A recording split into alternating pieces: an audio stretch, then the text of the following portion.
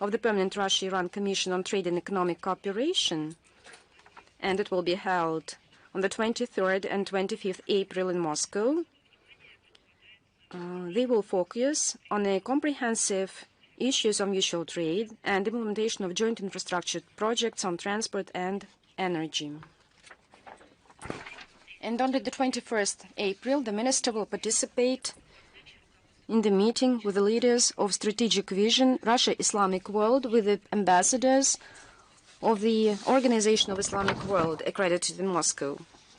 During the meeting, the chairman of the group of Strategic Vision, Russia Islamic World, the head of Tatarstan, Rustam Minikhanov, will report about the results of the work of the group in 2024 and prospects of further activities in line with its next meeting under the slogan, "The experience of Russia and the countries of Islamic world in the field of youth policy, common challenges and activities." I would like to remind you that it will be held on the 15th and 16th of May in Kazan on the sidelines of International Economic Forum, Russia Islamic World, Kazan Forum 2025. This event, the Kazan Forum, will be held between 13th and 18th of May. This forum will bring together representatives of federal and regional authorities, Russian religious associations, as well as academia and business community and mass media. On the 21st of April, the minister will meet the Deputy Prime Minister of Laos, who will be in our country with a working visit. The ministers will plan the state and the prospects of overall advancement of bilateral relations, to exchange opinions on the ways to deepen the political dialogue, expand trade and economic cooperation, cultural and educational problems.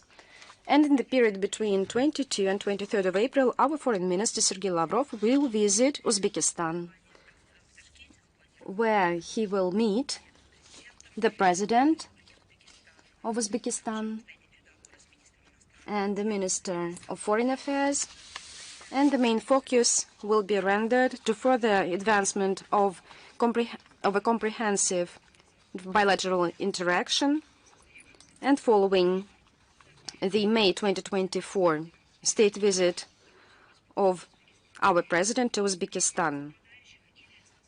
With due account of shared views and policies, the ministers will discuss of mutual interest relevant international issues, regional security, interaction on the CIS, SCO, and Central Asia and Russia. On the agenda are also the processes of Eurasian integration with the due taking into account the status of observers of Uzbekistan in EEU. One of the important topics of negotiations will be preparations to the 80th anniversary of victory in the Great Patriotic War. The minister will visit the memorial site, Park of Victory, in Tashkent. And among key events of the program, Sergei Lavrov will address to the faculty and students of the University of World Economy and Diplomacy to the Minister of Foreign Affairs of Uzbekistan. The visit of the Minister of Foreign Affairs of Russia is expected to boost further range of the Russia-Uzbek relations, joint work, and the coordinating role of our foreign ministers in this area. Let us switch to the relevant international issue, the situation in Ukraine. Once again, we can state non-compliance of the Kyiv on the 30-day ceasefire to attack the energy infrastructure. As you know, and you see it from the mass media, the Kyiv regime continues to openly ignore the agreed between the President of Russia and the United States, and supported, by the way, by Zelensky, a 30-day ceasefire on attacks on energy infrastructures. Almost on a daily basis, the Ukrainian army make drones on energy infrastructure.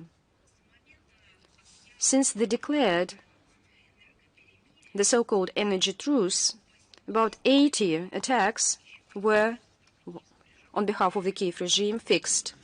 On the night, just a few examples, on the night from the 8th and 9th April, the Ukrainian army used 8 drones to attack the Korenievsky settlement area and energy infrastructure compressor station Korenyevskaya, and which supplies gas of the export pipeline, Turkish pipeline, with a capacity of 31.5 billion cubic meters per year.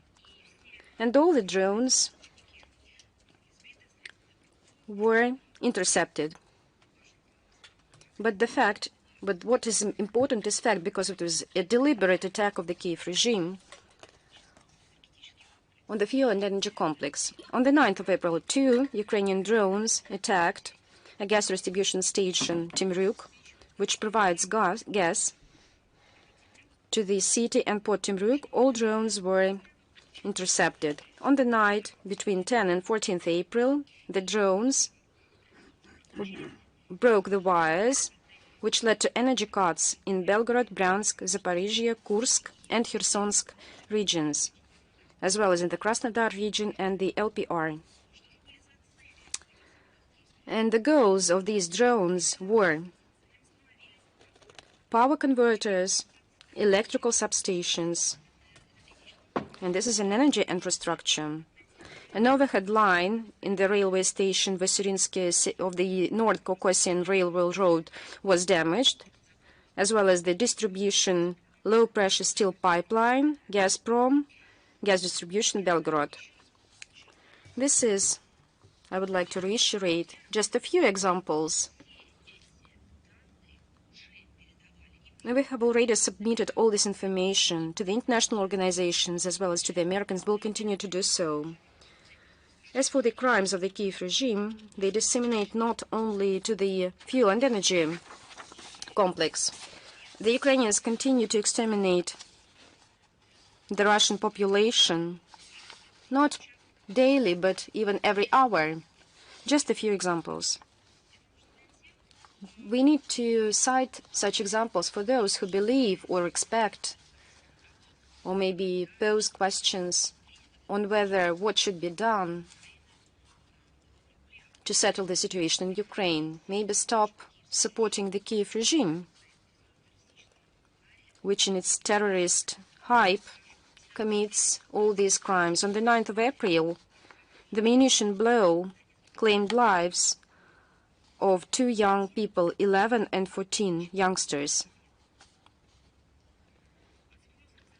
The drone attacked the civilian car in Gorlovka and the residential district in Selidovo on the 10th and 14th April, injuring 2 civilians, and a woman on the 13th of April in the Alexandrova settlement. The same day, the HIMARS attacked the Kiev district of Donetsk, damaging some civilian infrastructure, including boarding school and 2 higher institutions. On the 14th of April, the drones in the settlements of Buzhevka and Giry in Zoltarovka, the Kursk region, claimed lives of 5 civilians.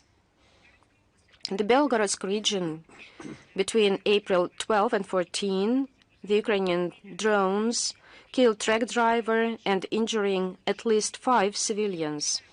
On the 13th of April, the Ukrainian army shelled with the NATO Vampire MLRS the residential areas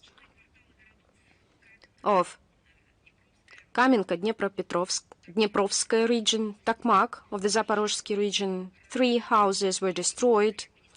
The building of administration was damaged, but there were no victims, happily. But this strike was deliberately made on civilian infrastructure. And to put it most simple, on residential areas. On the night of the 15th of April, the Ukrainian Nazis made a suicide drone attack against civilians of Kursk and its outskirts. The strikes were deliberately made on residential areas and social infrastructure. The authorities reported about 24 multiple-story buildings, 3 of them damaged. Out of 9 victims, 6 were taken to hospital and 1 elderly woman died. One of the strikes was made deliberately on the ambulance station, on all those who should render and who should help and treat the wounded. 11 ambulance cars were under this attack and were damaged. are these drones were directed.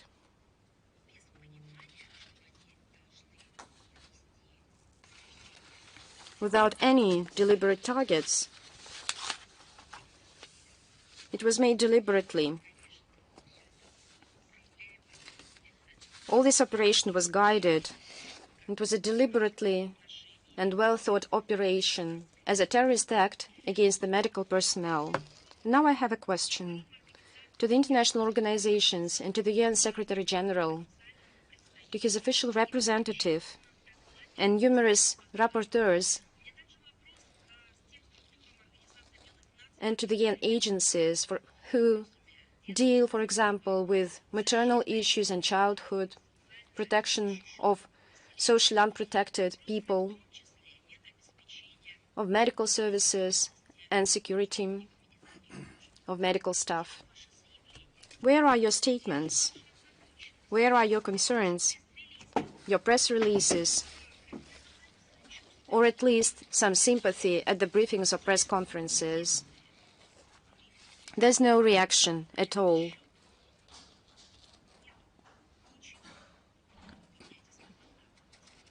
You are badly fulfilling your duties. All these atrocities are being investigated by the Russian law enforcement authorities.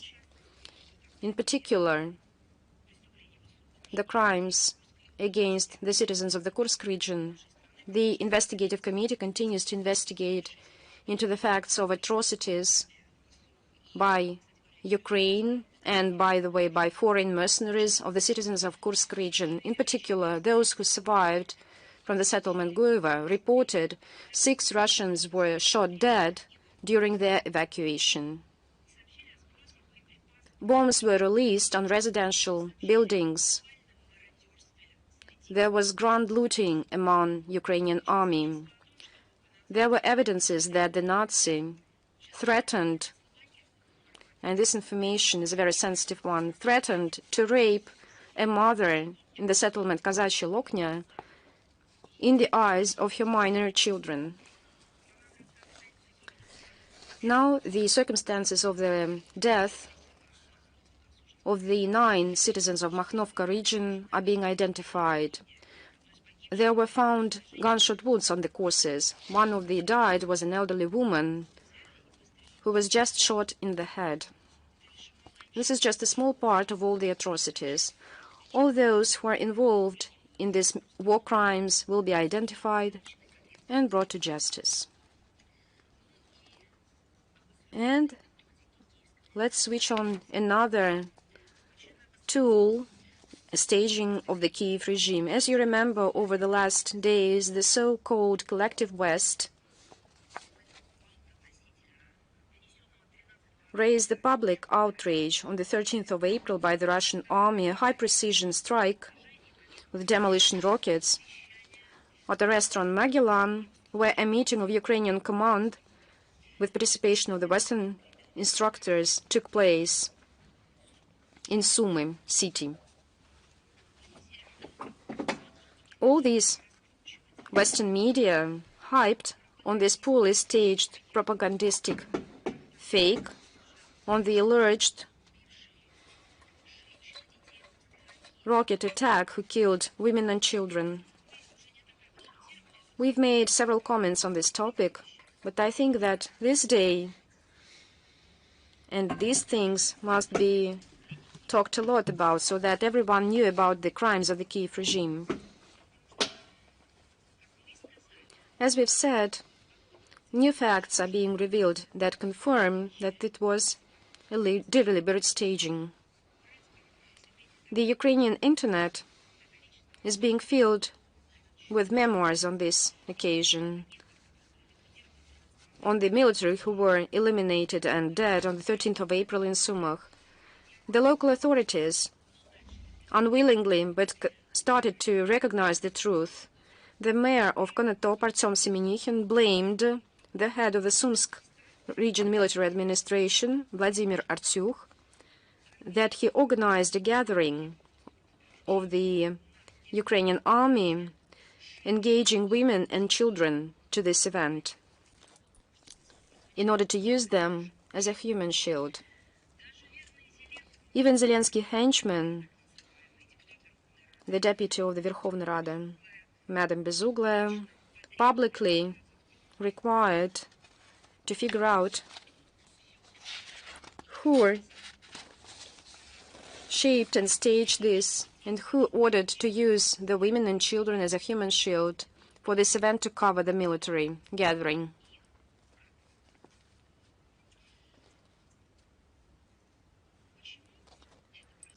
Why this happens? It's just simply because that the citizens of Ukraine, irrespective of their political views, become to understand that they were just used, that the person who promised to bring peace to them brought slaughter and extermination. He retained his power not by democratic means, but sacrificing civilians of his own country. The facts prove, and Zelensky was compelled to fire the head of the Sumsky military administration, Mr. Artyukh, de facto reaffirming the charges. The leader of the junta tried to shift the blame on this another war crime against the citizens of Ukraine. I would like to remind Mr. Zelensky, who decided to shift the blame on the head of the military administration, Mr. Artyukh, his words, his same words. He said a couple of years ago that he's not a bad guy, he's not a fool. Then he is to blame.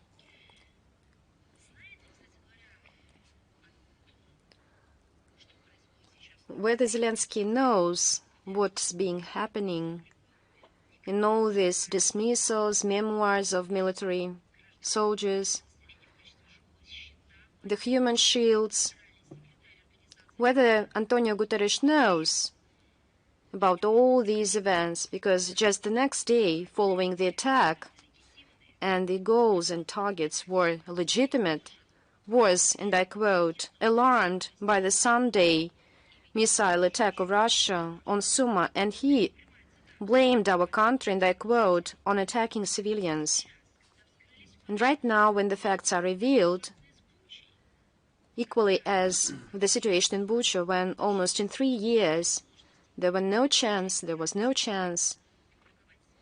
to release the list of all those dead, allegedly dead there. Right now, when there are new facts that this was a staging, I refer to all these stories of the Kiev regime about deliberate strikes of Russia on civilian infrastructure, on the children and women, when it became obvious and clear, maybe anyone in the Secretariat of the UN can find and be courageous enough to tell the truth.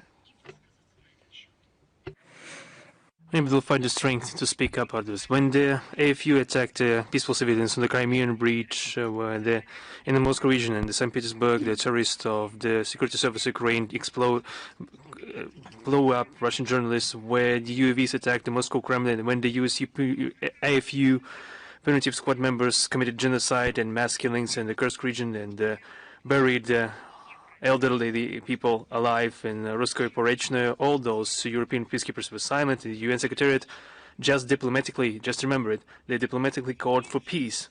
Now when the gathering of militants was destroyed, everyone in unison started blaming Russia. And when they found out that the Kiev regime, the local Ukrainian military administration, made up this human shield to protect this gathering, everybody just lost their minds.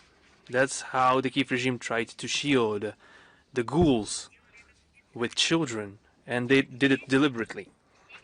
And now all the curators and sponsors are trying to cover it up.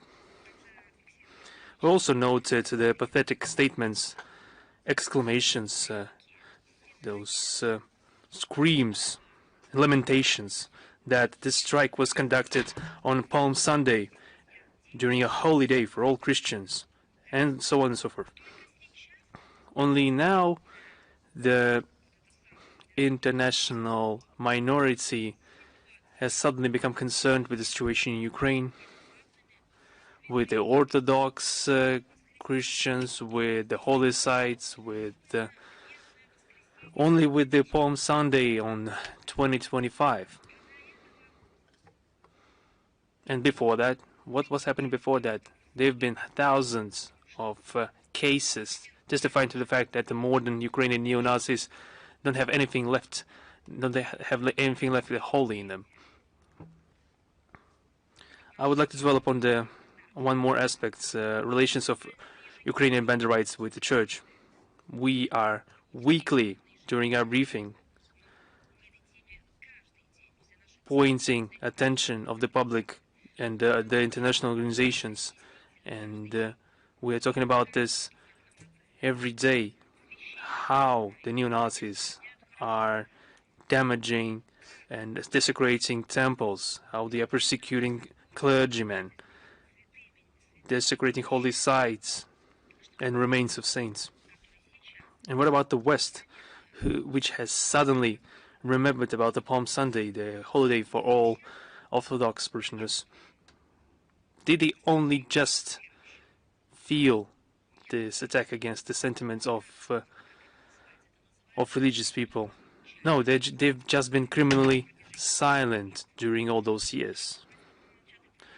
The relevant human rights institutions and mechanisms are also silent. The High Commissioner's Office on Human Rights and Special Rapporteur on Human Rights regarding freedom of religion and convictions, the ODHR and the personal representative of the current chairperson of the OSCE on fighting intolerance and discrimination are all silent.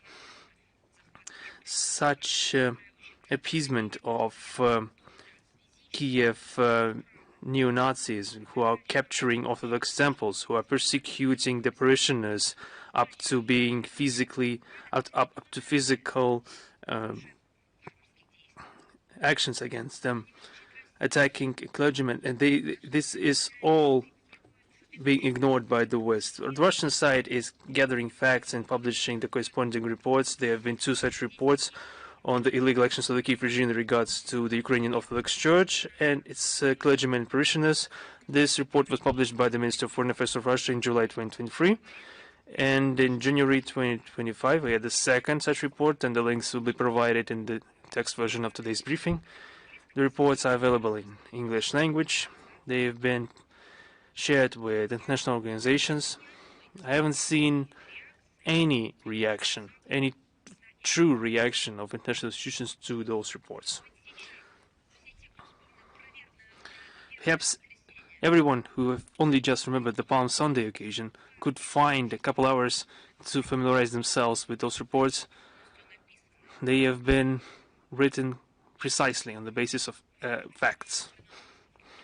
All those crimes of neo-Nazis will be investigated and prosecuted. The Russian courts are continuing to sentence Ukrainian neo-Nazis and mercenaries for war crimes and other types of crimes. The commander of an engineering and sapper detachment of the AFU Marine detachment, Oleg Zavaletsky, was sentenced to 24.5 years for massacring a civilian in March 2022. In absentia, we sentenced the Ukrainian citizen Todor Panovsky. In January 2019, he attacked the Consul General of Russia in Odessa by throwing 5 flares, smoke flares, and a can with paint. He's been sentenced to 8 years in prison. An international search has been declared. Also, Brazilian and Finnish mercenaries fighting for the AFU have been sentenced to 7 and 14 years respectively. The Georgian legionary Georgy Goglidze was sentenced to 9 years. He has been captured in November 2023 in the territory of LPR. A militant from the 47th Separate Mechanized Brigade of the AFU, Boris Nikolenko, was sentenced to 15 years in prison. He was previously captured by the Russian forces, and during the illegal invasion in the Kursk region, he tried to scare the locals. He prevented the evacuation, opened fire upon civilians and Russian servicemen. We will continue this work on and on. And my favorite meme is the coalition of the willing, and it's another gathering in Brussels, which happened on April 10th. However, there has been no breakthrough with the coalition of the willing. Perhaps they're not as willing as they declare to be. Despite all efforts, Paris and London still can't reach unity for the support of the promoted their mindless plan of placing a multinational peacekeeping contingent in Ukraine, numbering in its midst the detachments of some NATO countries. According to information of the media, this escapade, which is wrought with a direct confrontation with Russia, is perhaps only attractive to such Russophobic countries as the Baltic states are. Some states perhaps are not even aware of what is being done by those who are in power in the countries. The majority of the coalition members perhaps doubt the realistic outcomes of this military intervention without the support of the United States, and Washington, according to their recent statements, is not really willing to get dragged into such escapades of their allies, because they clearly understand what this could lead to. And now on the Ramstein format, there's been a 27th meeting of the Ramstein format in the headquarters of NATO in Brussels under the British and German chairmanship. This 27th meeting of the contact group on the defense cooperation with Ukraine in the format of Ramstein for the first time happened without the personal presence of the head of the Pentagon. Zelensky joined the meeting through video link, and there's been no new novel decisions taken. The FU's promised 21 billion euros. This number was earlier mentioned in the NATO statements. The London was active in announcing a new package of aid numbering 350 million pounds sterling, including hundreds of thousands UAVs, the radio stations, etc. In 2025, the UK is planning to spend 4.5 billion pounds to aid Kiev. Berlin is trying to catch up to them. They have shipped 30 additional missiles for Patriot missile systems this year, but Berlin is hesitant to ship the missile platforms themselves. Instead of that, they are ready to ship another Iris-T missile complexes and ship armored vehicles, tanks, munitions, etc. A total of 3 billion euros is prepared to be given to Ukraine. And where will they get the money from? Of course, from the taxpayers' pocket, who are, even without that, are oppressed by the senseless decisions of the both current and former German authorities. The German co-chairs claimed the creation of another meme in preparation, the coalition of possibilities or opportunities. And, it's like a funny joke. There is a coalition of the willing, and there is a coalition of opportunity. This time it concerns the radio combat measures. This coalition will be reuniting 11 countries to ensure the reliability of communication systems in Ukraine and separation of communications of Russian detachment and the drone protection. This gathering confirmed once again that the Europeans are ready to continue aid to the Kiev regime, but there's some kind of detachment from the process. There's some hesitancy being felt, and they are clearly unable to act without referring to the United States. They are clearly unable to act independently because they are not ready to be the singular ones responsible for the continuation of the conflict. And also, we have noted the German report regarding the significant negatives of the weapons they have supplied. The deputy military attaché with the German embassy in Kiev issued a report regarding the analysis of some some significant lacks in the weapons and munitions shipped by Berlin to the AFU. Among the key problems, he mentions the difficulty in use, frequent breakdowns, difficult maintenance, the high cost and lack of munitions, lack of spare parts, etc. At the current stage, we see that not a single example of heavy equipment provided by Germany is not completely applicable, completely useful to be actively utilized in during intensive combat. Such facts give us a reason to doubt the Berlin's capability to be one of the most reliable suppliers of Ukraine when it comes to arms and munitions. And that's the very country that, as I already mentioned, participates in the Ramstein format, is making up new formats like the Coalition of Opportunity, is building up some defensive offensive alliances, etc. All those doubts will only get stronger if you remember that the former head of the Ministry of Defense of Germany, Boris Pistorius, publicly lamented the deficit of their own arms stockpiles due to the incessant supplies to Kiev regime. Now on the UK's involvement in the conflict, we noted the publication by the Times issued on April 11th, confirming the high measure of Britain's involvement in the conflict of Ukraine. It mentions that in February 22,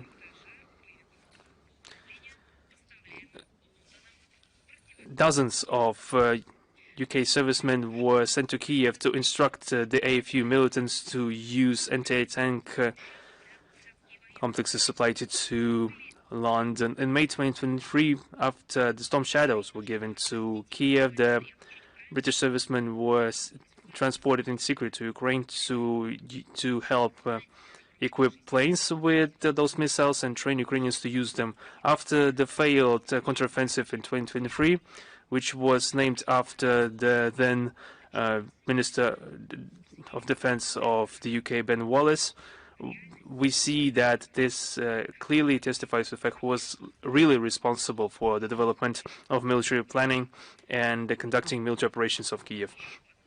That's another proof that, of course, we're not talking about just the Russian-Ukrainian conflict. We're talking about a hybrid war of the collective West, the NATO countries, the Western minority against our country through Ukraine. I wanted to remind everyone of the events that happened 11 years ago, because 11 years ago, on 13th February 2014, the Council of National Security of Ukraine adopted a decision on urgent measures to overcome terrorist threats and to preserve the territorial integrity of Ukraine, which was put into force the very next day by the order of the interim president Alexander Turchinov. That was the date where the notorious anti-terrorist operation began. They call it an anti-terrorist operation, but in essence, they just started the civil war on that day. The neo-Nazi regime started fighting their own compatriots, then compatriots in Donbass, who did not accept the government of victors who have captured power, who have gained power in Kiev as a result of a bloody putsch in Kiev in February that year, and who have unceremoniously started to eradicate dissent and did the same thing as their predecessors 80 years ago. They started to eradicate all those who couldn't be called first-class citizens. then this name, anti-terrorist operation, was used exclusively to present the Kiev regime as the victim of the situation. However, by declaring the anti-terrorist operation, Kiev decided to start a policy of state terrorism. Besides the constant shellings and bombardments of Donbass, just remember, the region was completely blockaded from the economic, financial, transport, and water standpoint. Since December 2014, the government of Ukraine stopped paying all social dues and transactions to the populations, including pensions and managing banking accounts of the population and the enterprises in the region. They disconnected water supply of cities and villages. And throughout all those years, Russia constantly tried to attract the attention of international public to that, not due to the political reasons, because Russia always supplied humanitarian assistance to the region daily. Remember how they perceived it in the West? I remember it very well. The large convoys of white trucks who started supplying everything that was helping save the civilian population in Donbass, so the food and medicine and generators to help them power the supply. And the West called it, I remember it very well, they called it an invasion. Then they tried to backtrack, but it was too late for that, because everyone finally understood that this was another fake news by the Western media. They came up with different excuses that those trucks contain tanks, munitions, even armed personnel. And this wouldn't be necessary if the Kiev regime didn't introduce the blockade that we mentioned, that was regularly mentioned, including today. Today, we are continuing to supply humanitarian aid, and we tried to attract the attention of the international community to what's happening in Donbass. We talked that the Kiev regime was massacring the ethnic Russians and other locals in the region. Yes, we call things what they are. We noted that accusing Donbass of terrorism was a complete falsification. On 31st of January 2024, this was confirmed by the International Court of Justice, which refused to accept DPR and OPR as terrorist organizations and Russia as a sponsor of terrorism. The UN, the ICJ rejected this label of terrorist organization and terrorist sponsor. This verdict disproved the main argument of Kiev, which was used to justify the war they unleashed against the peaceful population, and they confirmed that all actions of Kiev against Donbass were initially based on complete lies. Annually, on the 14th of April, our people mourn the victims of the Ukrainian aggression. We are grateful to all those who continue today to fight with the neo-Nazi criminals who came to our land and defend people and strives for peaceful skies. All the facts, there are a lot of them, besides just examples, once again reaffirm the relevance of the special military operation to denazify, demilitarize the Ukraine and eliminate threats coming from its territory. As our leaders said, it will be implemented. By the way, we can stop on the international response. Once again, we've made it on numerous occasions, but I would like to reiterate and bring your attention that the High Commissioner of the United Nations on Human Rights behaves incompatible with his mandate. He distances himself from the impartiality principle enshrined in his mandate and by the UN General Assembly 41.148. The double standards have become the distinct feature of the work of his office. It clearly ignores systemic, flagrant human rights violations in the Western states and their allies. And the response of the UN officials are very quick in their response to false facts in the unwanted to the West states. And an illustration, a striking illustration to such policy is the approaches of the Kiev regime to assess the situation, which stays beyond the High Commissioner's interests. And here we see multiple discrimination of the Russian language in all the areas. The Russian language is prohibited in all the areas of life in Ukraine, and anyone who speaks the language gets great fines, is under administrative prosecution, receives threats up to physical violence. This civil rights activist, Volker Türk, is not concerned about the situation with the freedom of speech and association in Ukraine, where political and public space was de facto cleansed from opposition parties, mass media, and public society. There is no word of condemnation on behalf of the High Commissioner in violation of the right to the religion due to the extermination war unleashed by Zelensky, the war against the Orthodox Ukrainian Church, which comes along with arson attacks and expropriation of assets. We are seeing how they attack the temples, intimidate the clergies, and warn with violence against the clergy and the parishioners. The long-standing ignorance by the UN Commission of systematic and flagrant violation of Zelensky of the fundamental human rights, the mayhem of neo-Nazism in Ukraine led to that the Kiev junta simply violates the norms of international humanitarian law.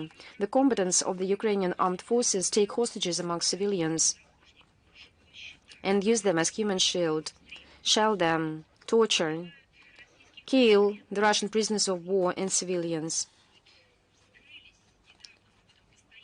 And we talk a lot about the atrocities which were revealed recently about the Ukrainian neo-Nazi against the citizens of Selidovo and DPR in the Kursk region, and all those who have seen the footages live another way. And I talked with our law enforcement authorities, and they are just thrilled and terrified by the video footage. Other territories under the Ukrainian control exemplify other dysfunctions of the office and this tool and instrument of the United Nations. Under Volker Türk, something goes wrong. It's dysfunctioning right now.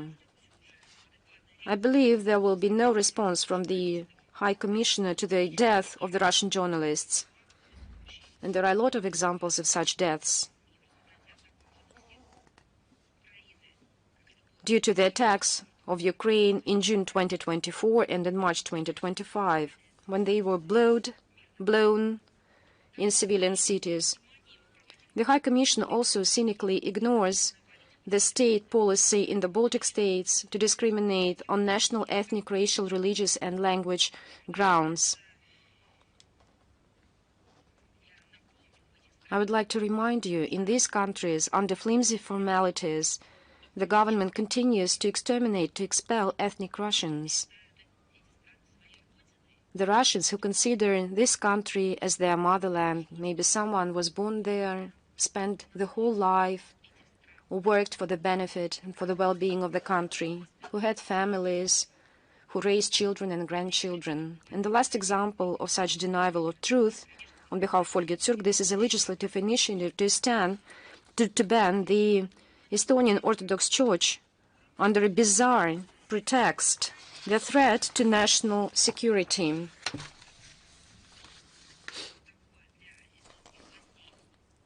And that's how the Estonian Street Orthodox Church, under connivance of the Office of the Human Rights, such a law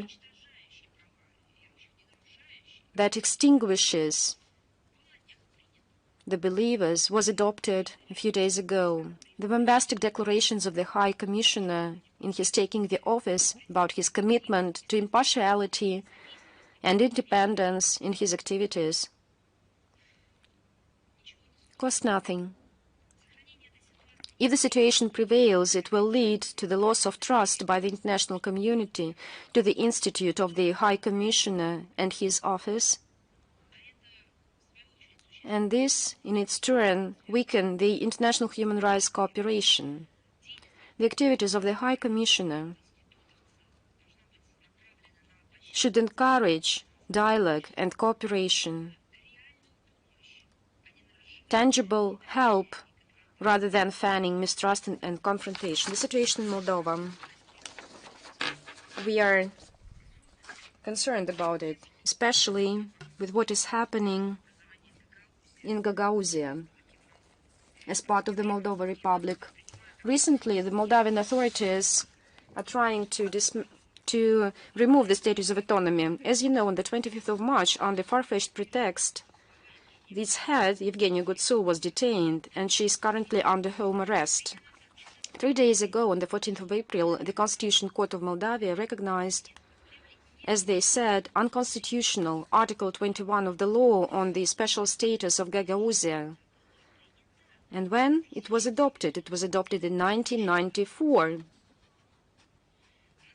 It legitimized the right of the parliament to appoint the Prosecutor General of the autonomy. Now, his candidacy can be adopted by the Supreme Council of Prosecutor General in Moldova and the Prosecutor General in Chisinau. This is a politically motivated decision and was made in secret.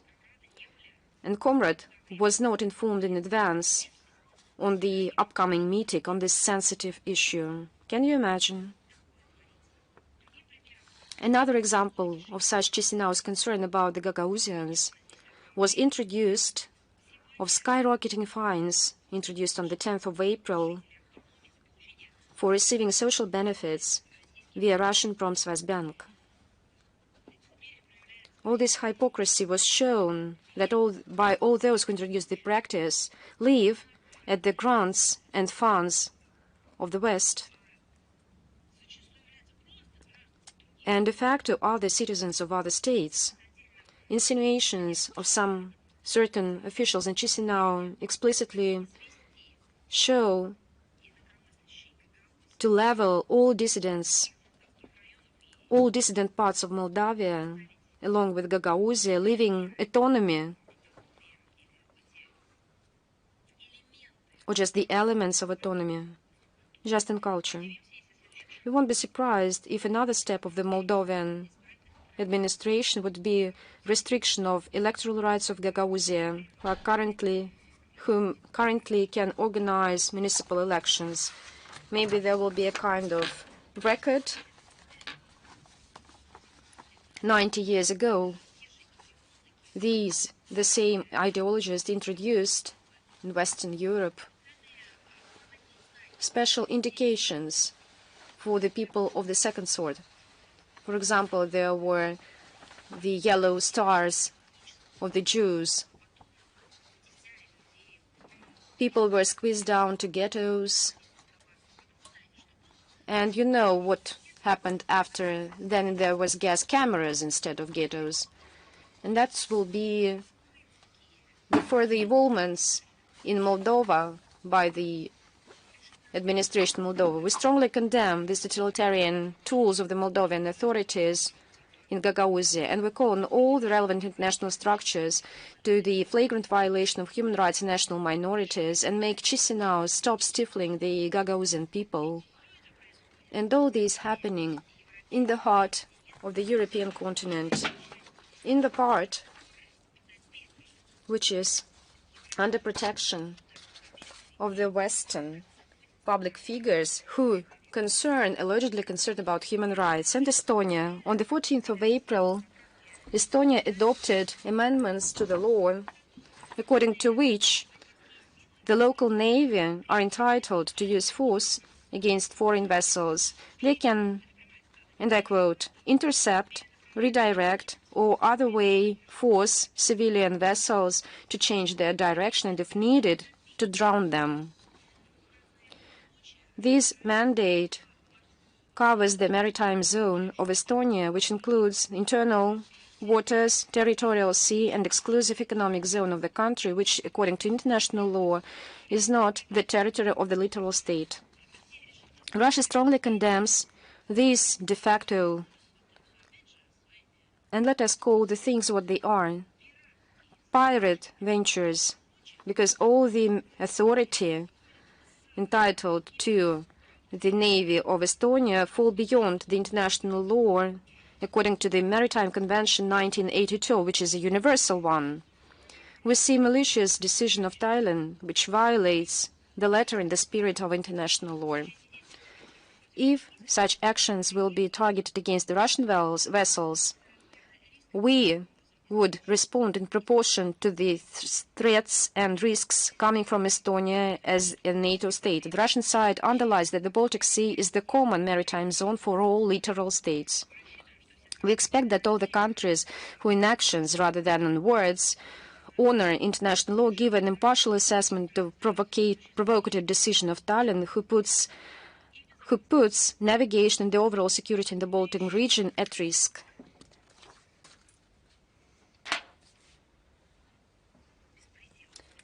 And yet from another atrocities and events in Estonia. Estonia introduced and amended constitutions in order to deprive those who live permanently in Estonia of the right to vote at municipal elections. And no one there reminds of the people there who are working in the factories, pay taxes, bring valuable contribution to the well-being of the country, who implement all their civic duties in good faith. And for this, they are deprived of their right so that they belong to another ethnicity because they are Russians. And this is racism, which is being transformed into neo-Nazism. Behind this discriminative initiative is the aspiration of the local Russophobes not to deprive the considerate part of the Russian-speaking citizens of Estonia of their legitimate rights and to manipulate and falsify the voting results. The exclusion from the voting electorates of several dozens of thousands will work in favor of the nationalist forces and reduce the level of support by the parties who traditionally support the interests of the Russian-speaking minority. It is worth mentioning that the initiators ignored the urges of the Chancellor of Justice of Estonia to study the repercussions. And why should they do so if there is this nationalist, neo-Nazi frenziness? They did not grasp her finding that there is no connection between national security and local government. Moreover, the criticism of the authors of the constitutions, Union of Lawyers of Estonia, the mayors of Tallinn and Narva, where the main part of the Russian-speaking population of this country lives, was left unnoticed. There was an order, there was a plan to pursue the Russophobia, and they pursue this plan. With its another malicious step, the Estonian authorities violate all relevant international obligations and human rights, including adopted voluntarily under the United Nations and the OSCE. We will seek the international responsible strongly condemn this racist venture. On the 9th of April, Vienna held the inauguration of BRICS on the basis of UNIDO. The Deputy Minister of Trade and Ministry participate in this meeting, as well as the Director General, Gerd Müller. BRICS representatives also participated this. This initiative was made by Russia and supported by all the members of the association. It was reflected in the Kazan Declaration of the BRICS Summit in 2024. This center will become a venue for selection and introduction of promising technologies and best practices and increasing human capacity in industry. Its tasks include international technological cooperation, search for partners, exchange of practices, rapprochement of standards, support of small and medium companies that is fully in line with the UNIDO. We expect that the work of the center shall increase interaction among the UNIDO member states and raise additional funds to help practically all the interested states. And by the way, there was a whole topic dedicated to how the West treats its human rights obligations. On the 11th of April, the Finnish Parliament adopted the law, introduces the law to buy the property, and I quote, violate territorial integrity, the sovereignty and independence of other states, and jeopardizes national security of Finland, and can inadequately use their citizens to the damage of the citizens of Finland. Maybe you know this famous children film for children. How he is called? We can call Washington as a Biden city. Maybe these are Biden's ancestors, or Presidents Bush Jr., who violate territorial integrity. Maybe it's Clinton, under whom many things were done in order to violate territorial integrity. For example, Serbia can tell a lot about this. Whom are you describing? And this is a question to the Finnish Parliament. In fact, despite some evidence and evident characteristics by the Finnish citizens who were rolled in this venture, despite all the similarity of these characteristics that are compared to NATO, it's not being done.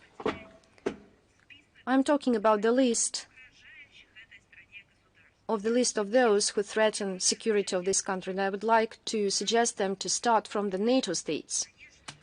Of course, our country and our citizens in this document are not listed, but we are all aware that amid this frenziness, anti-Russia frenziness, whom they are talking about.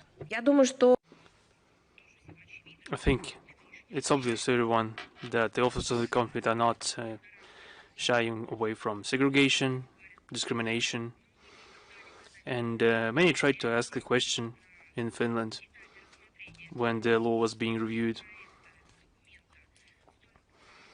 There have been many contradictions, inconsistencies, discussions from the part of human rights organizations in Finland. Nothing came out of it. Nothing was taken into account. The complete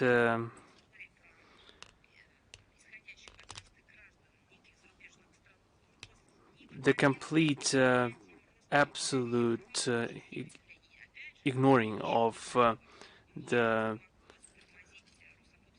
baselessness of those accusations regarding to some part of Indian citizens. Nothing could stop them from adopting this heinous document. They are pursuing an absurd but clearly desirable goal for them to damage the bilateral relations between our countries, to harm our citizens. For those lawmakers in Finland who have been indoctrinated by this Russophobia, it is paramount to support this approach, and this approach is being supported by some part of the Finnish elite. Once again, all those oppositions presented during the review of the document were stated by the Finnish nationals, and nobody listened to them. But we will take into account all those steps by the official Helsinki. Now also on one topic that unfortunately is quite permanent. During the 221st session of the Executive Council of the UNESCO, we heard the topic of protection of journalists and how the organization has been acting, or rather enacting. As you remember, we have been repeatedly stating our desire to petition the Executive Director of UNESCO, Madame Azoulay, to conduct her mandate as prescribed. A serious problem. There have been serious problems or some misbehavior, and has been pointed out by many countries. The debate surrounding this point of agenda has clearly demonstrated that there have been some contradictions between the delegations at the UNESCO regarding ensuring the security of journalists. Is clearly noticeable against the backdrop of the recent report by Ms. Azoulay, where there was no place. I think they tried to save paper to mention the Russian journalists and staff of the Russian media who died as a result of actions of the Kiev regime from 2022 to 2023. And many are justly asking why there haven't been any changes since then. And the main claims, main accusations of those presenting their statements, primarily from the countries of the world majority at the UNESCO, touched upon the intransparent methodologies regarding the collection of data regarding those journalists who have perished, and the priority is still given to the data and opinions emanating from the Western NGOs. And you clearly understand you cannot expect any objective data from those NGOs. And this data should be, perhaps, collected from among the member states of the UNESCO.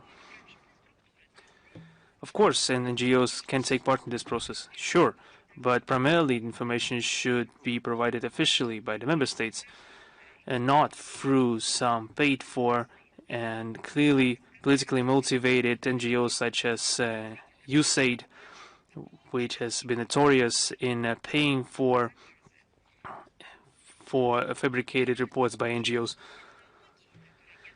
To protect this methodology, which is baseless and is not supported by the majority of countries, it's clear that Russia is standing against this this biased approach of Madame Azoulay, and which previously there was a clear call to condemn any crimes against media personnel. There needs to be a data bank on all information regarding those journalists who have perished as a result of unlawful actions. Also, we are clearly rejecting this methodology used by UNESCO. And this discrepancy, perhaps some opposition regarding the Executive Council deliberations, resulted in that the document in support of protection of journalists was not adopted through consensus but through voting. And this also testifies to the fact that the conscious politicization and even Ukrainization of the activity of this organization and its secretariat, and personally by the Director General, leads to the undermining of the mechanism of this platform and harms the unity and authority of these organizations and poisons the atmosphere of dialogue on commonly valuable and not privatized issues and challenges of a global agenda. We hope that the future leadership of UNESCO, who will succeed the current leadership that has clearly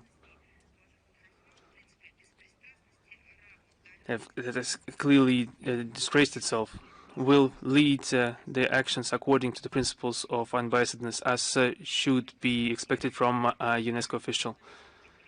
We are always informing you on the activities on the Second World War and the heroes of the Red Army and the most important battles, on the attempts of the Russophobes to tarnish the memory of Red Army, on the vandalism against the memorials, burial grounds in Europe, etc. Perhaps there could be an impression that perhaps some have this impression that Ukraine has already joined the European Union, but only this impression only true for the specific type of EU, the so-called brown EU, the EU of revanchists, of desecrators of graves, of revisionists, the glorifiers of the Third Reich, those who glorified the bloody executioners who destroyed, who killed millions of civilians in Europe. Perhaps this is the real European Union, and the Kiev regime has really joined this organization, so to say. We remember of millions of our compatriots who have died, and in a couple of days, on 19th of April, we will have a day of joint action in memory of genocide of the Soviet people by Nazis and their collaborators during the Great Patriotic War. The events will be organized in schools, universities, scientific and cultural establishment, regional and the municipal establishment. Every year the number of participants is growing, and this reflects the importance of this topic for our people. This day was not chosen randomly. On 19th of April 1943, the executive order of the Presidium of the Supreme Council of the USSR number 39 was issued on the measures of punishment for the German fascists perpetrators culpable of murder and torture of Soviet civilian population and captured Red Army servicemen, and for spies, traitors to the motherland from the number of Soviet citizens and their collaborators. The appearance of this document has become one of the first steps in recognizing that the Nazis have led a deliberate and well-spread campaign to destroy the peaceful population of the occupied territory, and that those actions should be punished. We have started a program called Without Statute of Limitations since 2021. We are informing. During this project, we're informing the populace in cooperation with the National Center of Historical Memory. We are working with the investigative committee of the Russian Federation to solidify the crimes of the fascist invaders during the Great Patriotic War as an act of genocide against the peoples of the Soviet Union. We need to apply significant efforts to continue this work in the current circumstances of our opposition to the West, but our like-minded individuals support us in that action. The Russian-initiated statements of Minister of Foreign Affairs of the CSTO countries on the 75th anniversary of the verdict of the International Military Tribunal in Nuremberg, it is underlined that the facts of expulsion and extermination by Nazis and the collaborators against the peaceful population of the USSR that have been delineated in the verdict should be evaluated as a genocide of the people of the Soviet Union. The similar statement was included in the final statement of the heads of the CIS countries on the occasion of the 13th year anniversary of the CIS. All those statements were sent as official documents to the ANGA. We pay priority attention to the further promotion and concretization of provisions contained within those documents. In 2023, the State Duma of the Russian Federation adopted a decision on the genocide of the peoples of the Soviet Union by Germany and its accomplices during the Great Patriotic War 1941-1945. On the 6th of April, the Federation Council approved the federal law on the commemoration of the memory of the victims of genocide of the Soviet people during the Great Patriotic War 1941-1945 and accepted and issued an statement towards the foreign parliaments of foreign states and the people of the world on the inadmissibility of falsifying the history of the Second World War and the rehabilitation of Nazism. For us, it's of paramount importance to have the recognition that the crimes committed by the Hitlerites at the territory of the Soviet Union during the Second World War could be recognized as the genocide against people of the USSR. We are conducting joint work with the CIS, international platforms. There has been a call to the peoples of the countries of the CIS and the world community on the occasion of the 80th anniversary of the victory of the Soviet people in the Second World War. And the document states that the facts of expulsions and extermination of peaceful population, according to the verdict of the Nuremberg Tribunal, should be evaluated as genocide of the people of the Soviet Union. This thesis has been converted in the CSTO declaration. We are working on to ensure that all the facts detected by the investigative committee and admitted by the court instances could be spread to the awareness of the world community in their full volume in the name of the international truth. In 1975, it's been a tragic date of the history of Cambodia. On the 17th of April of that year, the armed detachments of the Khmer Rouge captured Phnom Penh. After this, Pol Pot and his partisans started to build the so-called Democratic Kampuchea. At the end of April, 3.5 million city dwellers were forcefully relocated to rural regions where they were forced to clear jungles for new fields, build new irrigational facilities. And all those who didn't, new political system was destroyed and exterminated. The old authorities, the national bourgeoisie, the intelligentsia, the clergymen, and Buddhist monks were exterminated. There was genocide against the national minorities, Vietnamese, and the Muslim minority of Chama. There have been mass executions, starvation, and complete lack of medical aid, and all those, according to the international evaluations, led to the deaths of around 2 million people. After the fall of the regime of Pol Pot in 1979, his partisans, who have continued to dwell in the refugee camps in Thailand, received attention from Washington and its allies and received financial and material aid, but also they received diplomatic support, which led to the fact that up until 1982, the Pol Pot partisans occupied the Cambodian place at the UN. After the fact, for many years, this place was delegated to the so-called coalition government of the Democratic Kampuchea, with the Khmer Rouge still playing a leading role. There's also an 80th anniversary since the establishment of diplomatic relations between the USSR and the Republic of Guatemala in 1945. This is a large, of course, this is a large amount of time, but the contacts between the countries started much earlier than that. Even in 1880, the Russian Emperor Alexander II and the Guatemalan President Justo Rufino Barrios Ayllón exchanged messages, which laid the foundation of our bilateral links. This became a stamp that could allow us to form the ties of friendship and mutual understanding and lay the foundation for multifaceted cooperation. We think that we need to continue this trend and try to increase it. We confirm our intention to develop our constructive political dialogue with Guatemala to extend the normative legal base of bilateral relations and diversification of trade, culture, links between our countries based on pragmatism, mutual respect, and equal rights. We congratulate our Guatemalan colleagues and friends with this solemn date. One more announcement to make is from May 17 to 24. There will be a 47th International Moscow Film Festival happening with participation of 57 countries. There have been 1,600 applications.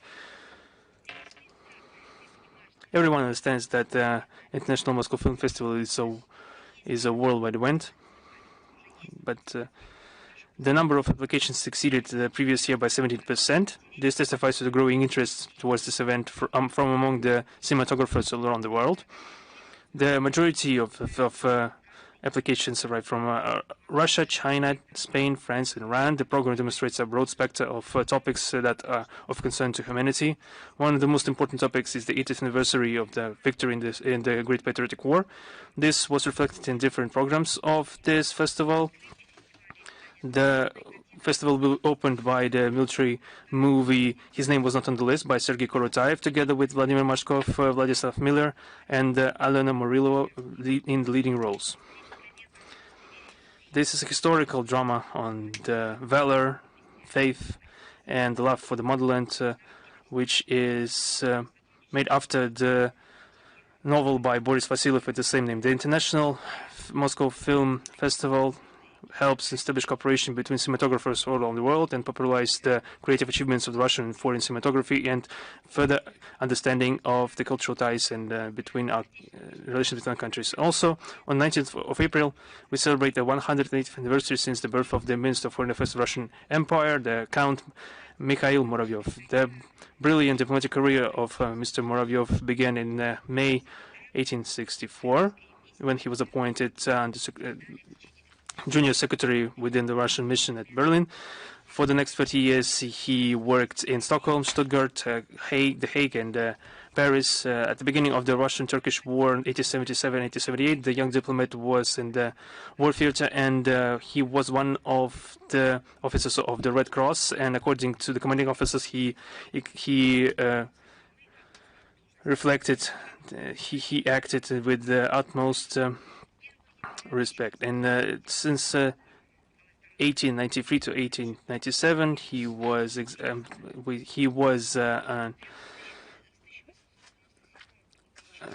ambassador plenipotentiary extraordinary in Copenhagen. On January 1st, 1987, Nicholas II appointed him as the manager of the Foreign Policy Agency, and 3 months later he was appointed Minister of Foreign Affairs. The period from 1897 through 1900 was reached with events of huge international importance. In 1898, the Russian MFA came up with the initiative to call a conference to decrease the amount of armaments in Europe. There was attempts to improve the direct contacts with Afghanistan, to reinforce Russian positions in Iran, in Turkey.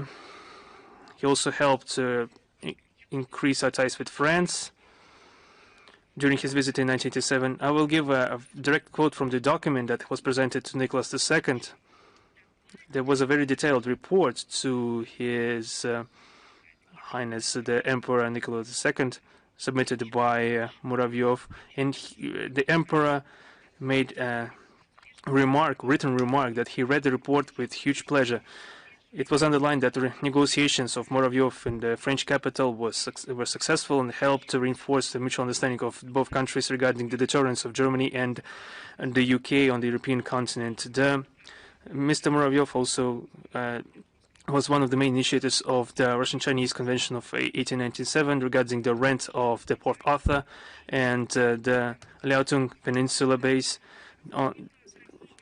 The agreement, there was also agreement between Russia and China regarding the railway construction in Manchuria and outside Mongolia, and also regarding the Chinese Eastern Railway towards Beijing. In 1897, we extended our links with other countries. There was official embassy to Abyssinia. The mission in Washington was transformed into an embassy. New consulates were opened in Iran and Morocco. Mr. Muravyov suddenly died on June 21st, 1900 in St. Petersburg. In the MFA documents of that time, it was pointed out that the sudden death of the minister caused deep concern and the true deploration.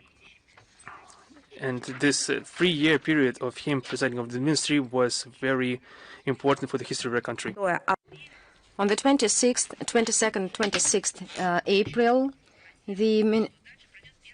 there will be held the first forum of young diplomats Russia-Africa. This event will bring together young diplomats from Russia and Africa to discuss the relevant issues of international cooperation. This forum will become yet another example of the concept of horizontal diplomacy implemented by the Minister of Foreign Affairs. in order to develop the network of the platforms of informal communication between young diplomats. The main topic is the diplomacy of victory, dedicated to the 80th anniversary of the Great Patriotic War. This meeting will invite foreign ministers of foreign affairs and other young people between 25 and 40 years responsible for international cooperation, economic, political, cultural, and humanitarian areas, as well as responsible for the development of our relations in the areas. The forum will comprise the participation of 60 diplomats from 40 states. The delegates will be prepared with an intense program, as well as events to fight neocolonialism, cultural and humanitarian cooperation between Russia and Africa, and sports diplomacy. The last day of forum will be, on the last day, there will be the adoption of the new members of the International Association of Young Diplomats, established upon the initiative of the Council of Young Diplomats of the Ministry of Foreign Affairs in 2017 in order to strengthen cooperation between young experts. And it comprises about 200 diplomats now. And I'm ready to answer your questions. Is International Life with us? Good afternoon.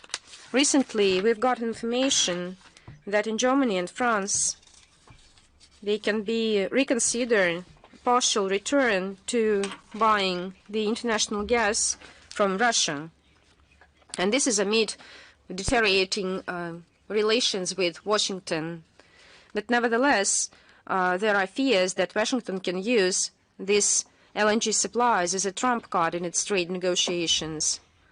What are the prospects, in your opinion, to resume cooperation between the Russian Federation and EU in the energy area? Of course, this topic is being discussed a lot, but as you know, we need to assess the policy of EU, building on the specific facts. And these are steps of the EU politicists. Let us talk about what is really happening. Brussels, for many years, is engaged as an unreliable partner in energy. And if you remember, just before coup d'etat in 2014, the European Union decided to infringe Russia's interests as the main supplier of energy resources. Let us refresh our memory. Through adopting this discriminatory law, the so-called Third Energy Package, and introduced illegitimate unilateral sanctions that directly affected our fuel and energy infrastructure. And this is just one example. Over the recent years, there have been many prime ministers and many declarations and mechanisms and associations and other officials, anti-Russia gatherings and numerous accusations of Russia, which rendered support, energy support to Europe. Back then they agreed to supply weapons. We've heard a lot. But this is a illogical end of this frenziness was the blow of the Nord Stream, when at first it was blown up and then no one bothered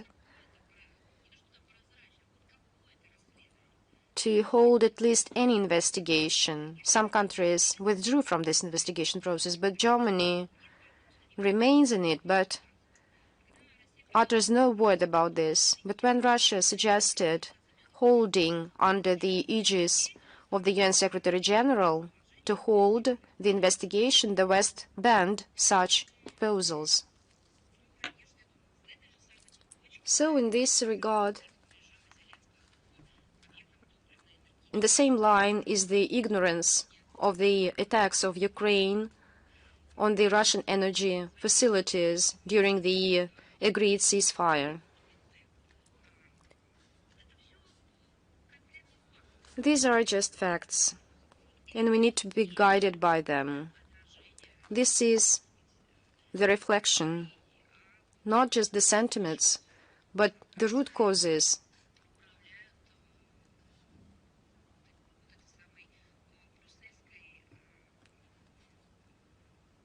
that govern in the Brussels bureaucracy. There is a sense that they will continue to increase their efforts and pressure on the EU members who expect Russian energy supplies. They damage themselves, but want to damage all those who refuse to participate in this venture. And in this context, the European Commission prepares the roadmap to implement the policy of full denial from Russia energy. There were many documents written in this regard. I think it's about the measures affecting the supplies of pipe and liquefied gas from Russia, and they harm themselves. Of course, it's quite obvious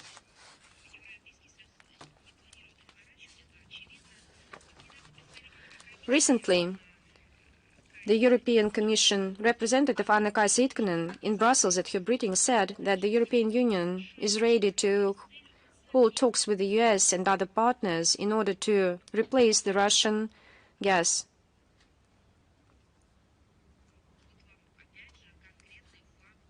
This is yet another example. And these statements are not refuted. So we need to follow what we have.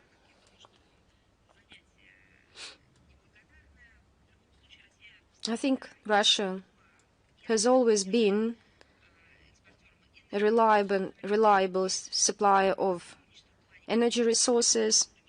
Our cooperation with some European countries continues, and we can reconsider various options for energy interaction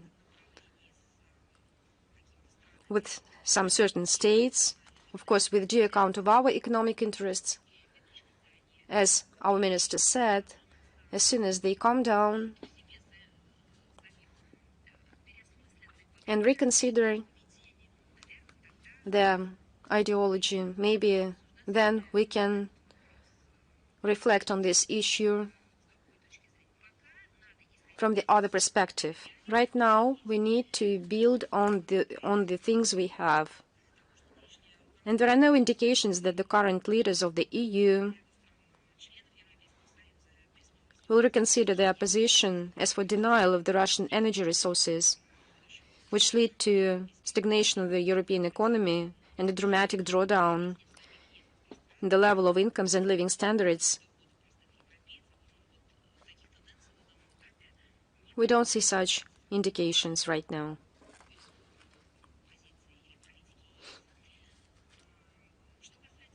As for Germany, I think it's one of the striking examples how the government managed to act against its own people amid the initiative and full refusal announced by Olaf Scholz to deny and to refuse the Russian energy. No response to the blow of the Nord Stream ill-thought closure under pretext of environmental concerns of nuclear power stations and under influence of the new round of transatlantic trade wars. A once prosperous German economy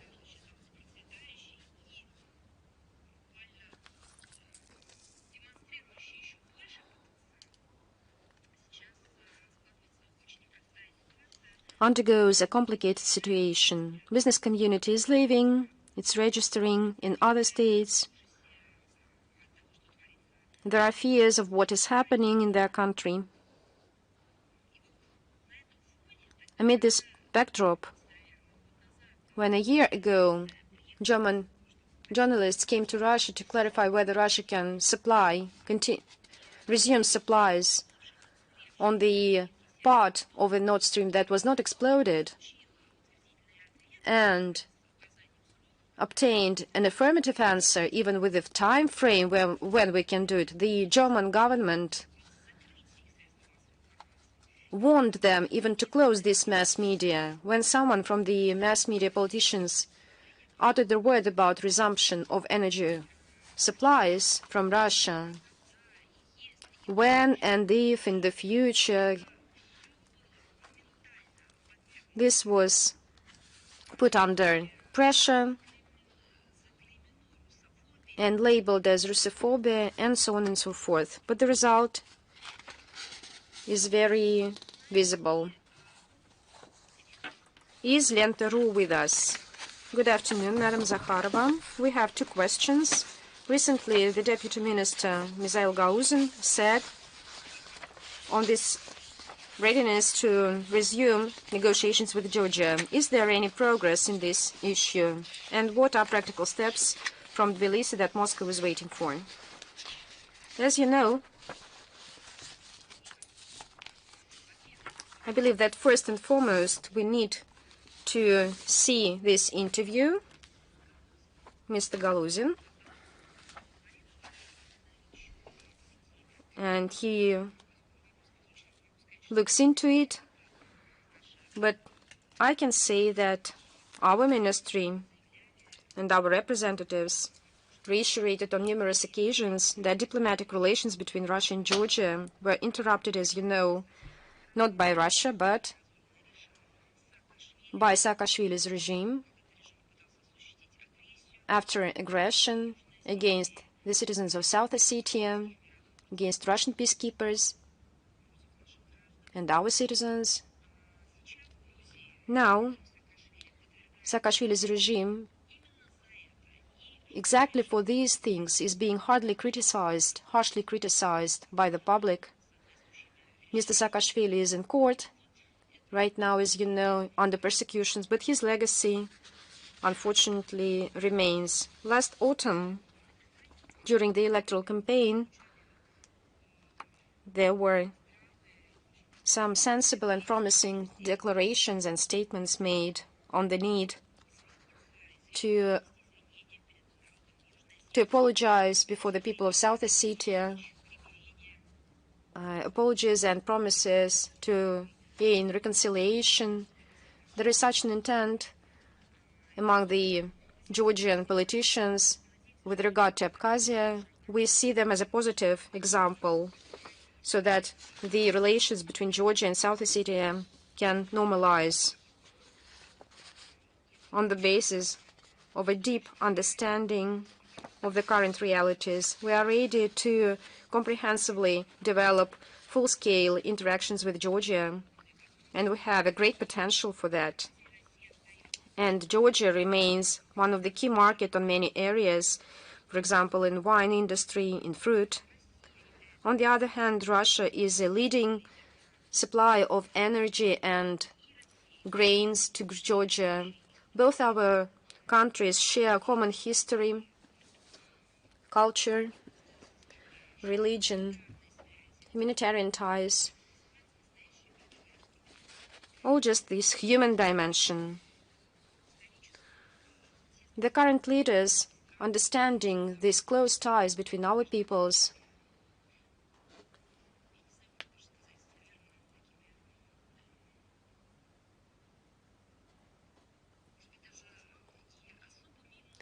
some special emotions that we share to each other,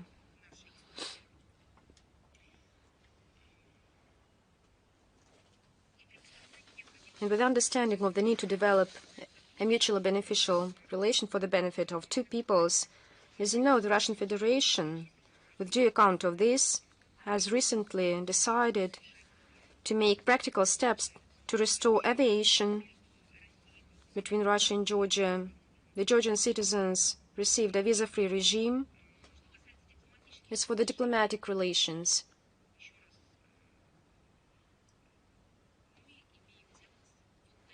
we have to do with the terrible legacy of the man who was called as a criminal in his own country.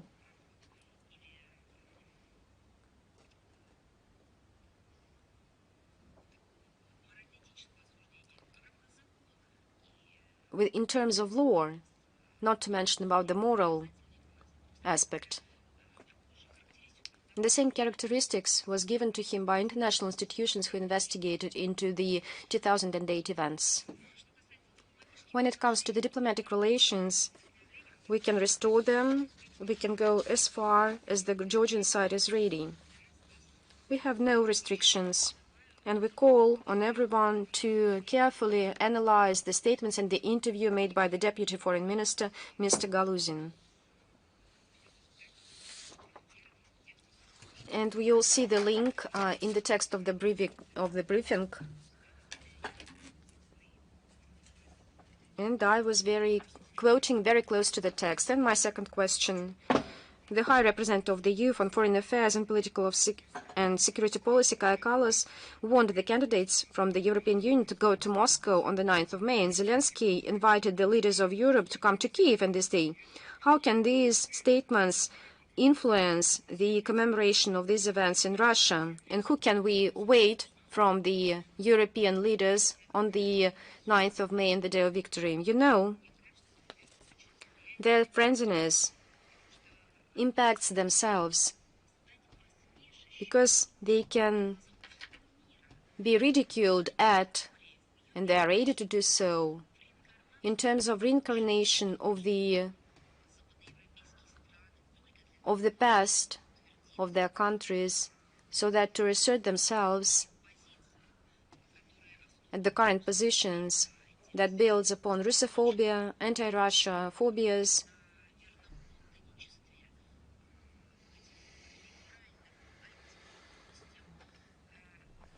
their complicity in neoliberal values, and the overwhelming majority, the countries who were just in the recent past their colonies, the countries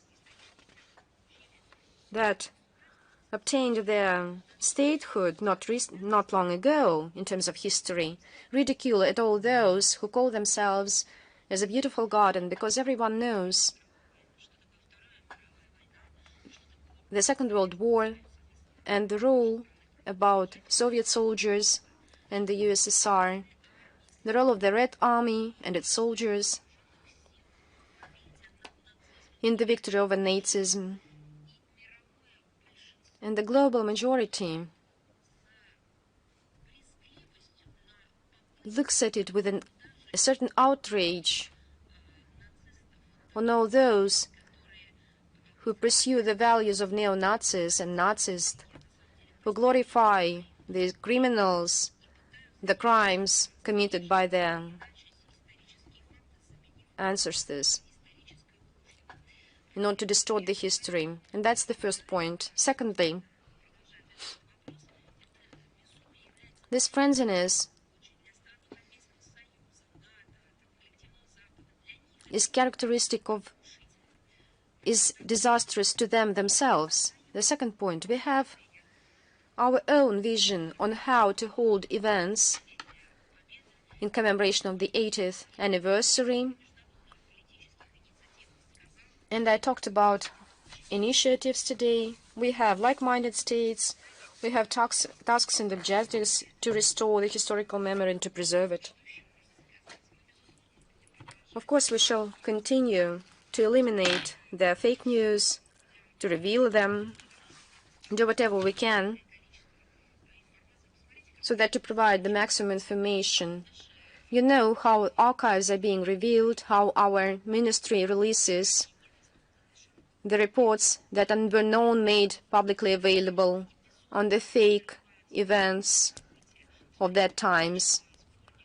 We have a lot of notebooks, films, documentaries that are being filmed or even restored,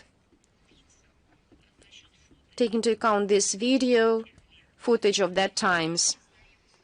You can see all these novels in relation that describing that times. You know, this intention paid by the public organizations in our country to the veteran associations or the captives of the camps of concentration camps, and you know that the support of the state, because that's another important aspect to preserve the historical memory. We can see how our education, school education, preschool education, higher education, reveals its doors and programs so that history can finally take a decent place despite some other areas of high use and great use, but history is being promoted in other directions. Perhaps if you push history aside, you will be doomed to repeat the mistakes of history in other historical periods. But perhaps if you talk about the influence of what they've made up, and this will only reinforce us in our position. Whether we see a signal, we see in those actions a signal that we shouldn't go back on our ideas. We shouldn't trust them again. We shouldn't do this if they promise, if we stop giving attention to our national priorities, our history, then they would shed the light to us of prosperity and well-being. We've already gone through that. We understand that it's not the case. When we give an inch to forget our history, we experience everything on the contrary. We experience a rain of attacks and the flurry of accusations. And in their frenzy regarding the Second World War, if there's any sense in that frenzy, only in reinforcing us on our own positions. And this testifies to the fact that we have chosen the correct path. Thank you very much. Thank you. Is RIA Novosti with us? Yes, good afternoon. Can you hear me? Can you hear? I can see you even better than I can hear you. Yes, if you allow me, Christina Rodriguez from RIA Novosti, I saw you so well that I even recognized you. Thank you, thank you. That's very good to hear. We have two questions today. The first question concerns the topic that you mentioned today regarding the protracted discussions at the UNESCO regarding the ensuring security of journalists. How is that situation with that affair in other international structures such as the OSCE? How does Moscow evaluate the first steps of the recent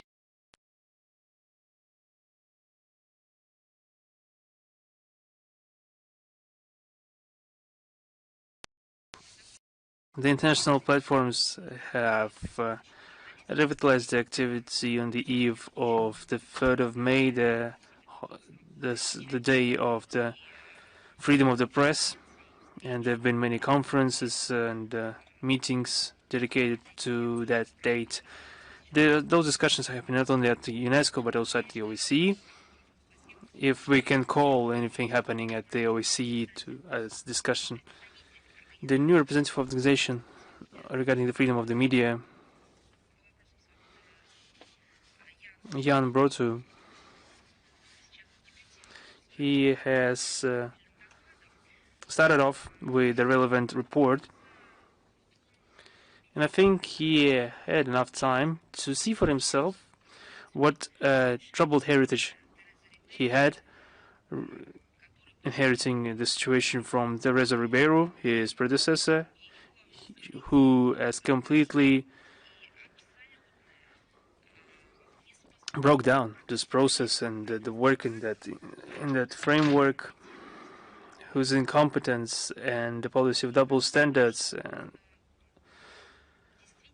has resulted in tremendous efforts to be made by the new chair to restore trust towards this institution. It's like this: since the time she was appointed 4 years ago, she has paralyzed the work of the OSCE in that direction. It came to the fact that the former representative introduced a norm of a conscious ignoring of bloody crimes and terrorist attacks against journalists. And I'm talking about the crimes of the Kiev regime neo-Nazis against journalists both in Russia and Ukraine that they deemed as rogue.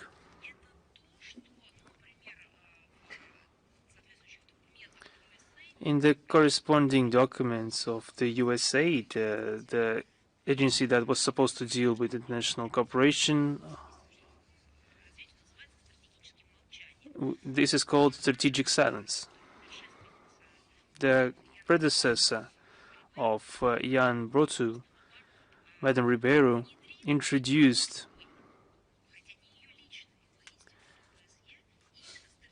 the strategic silence to this OSCE institution. This was an entire genre of work, this inexpressive silence. Sometimes they were staying silent with in quite colorful manner, but they still stayed silent. They weren't intending to have an exchange in opinions. They weren't intent on dialogue. They weren't ready to analyze and hear the points of view to find common ground. This humanitarian basket was the goal of it was to create conditions to ensure safe work of the media officers in different tracks, including in the security track.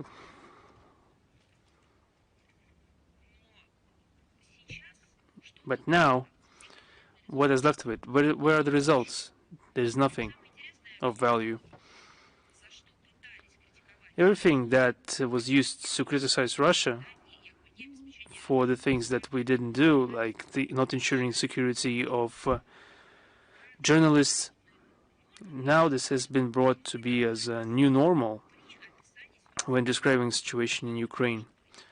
How can this happen? The OSCE stopped stating that the Western countries have not been applying the provisions that they subscribe to when it comes to protection of journalists, when it comes to guaranteeing the freedom of speech in practice.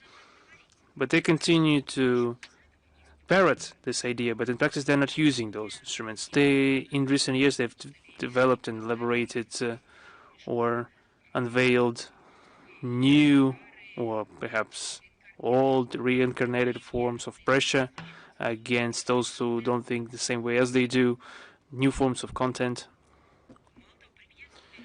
They've been also applying repressions and terrorizing measures. But every time in the last 4 years, the OSCE provided an indulgence for the Western media for the acts that we have been describing. And the topic of media and media officers became, in the recent years, an instrument of political manipulations of the countries of the West within the OSCE, this Western minority of states, and an instrument of pressure against the states of the world majority, the instrument of manipulating information to serve their own short-sighted goals. So we'll have to think that in recent years there hasn't been just a complete breakdown of dialogue in this area, but the trust in the institution has been catastrophically eroded. There has been, it's not even saying that journalists haven't got more problems. It's clear that with the advent of AI, there's been more there have been both negatives and positives. There have been a lot of armed conflicts and overwhelming numbers of journalists being killed or injured while performing their duty. But the main point for the SCE has not been the number of journalists affected, but the possibility of implementing their mandate. They completely lost the aptitude for that. Madame Ribeiro fell victim to, I don't know, the conscious or unconscious pressure. Perhaps this is up to professionals to determine. but she fell victim to this Western narrow scope approach, where the Western officials ignored all agreements, declarations, and documents signed by the West only to push through some topic that they thought as preferable, the agenda of the day, as I can call it. She couldn't counter it on her own track. That's why journalists don't even have any trust left towards this institution. I'm not even talking about Russian journalists, but if we listen to the representative of the media from other countries, they neither do they. They don't have any trust. They don't see any added value in this institution, and no value at all in the OSCE institutions. So, if there is a will, at least it was enunciated then, there is a way to, by improving trust, only through meticulous and how do I say it, a laudable execution of their commitments in the appointed position. I would even perhaps delineate the criteria that would be necessary to be implemented in the work of the institution of the OSCE representative on the freedom of speech. Clear, honesty, unbiased approach when carrying out their duties, without any political preferences, sympathies, antipathies. I think that's perhaps somewhere close to the the code of conduct of a doctor of it or a teacher. Thank you. Thank you. And my second question, on the 10th of April, the head of the EU mission in Chisinau, Yanis Mazeiks, claimed that he doesn't preclude Russia's involvement in interference of Russia in the parliamentary elections in Moldova this autumn. How would you comment on that? I think this is some kind of a plague that they have been getting infected with, and before they get cured or until they develop an intellectual immunity to this plague, they will continue to spout this nonsense. If you give evaluations, it's all hypocritical. This is all lies and manipulations, double standards. This is all spreading of fake news, and this is a game for the internal audience to influence the democratic electoral processes.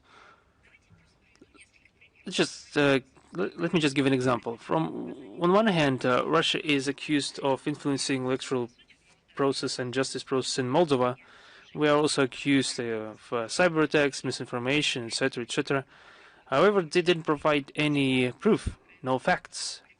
Just give some proof as facts proving that we are actually doing something.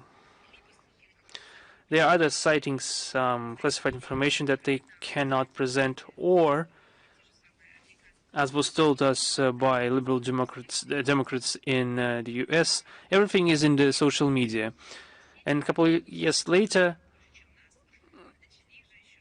it turned out that they hated social media even more than us, and they started to moderate them. And the interference of Brussels, on the other hand, into the internal affairs of the member states and candidate states is noteworthy, because the EU is clearly demanding the reevaluation of the results of elections. They're not even demanding some political steps from the current authorities.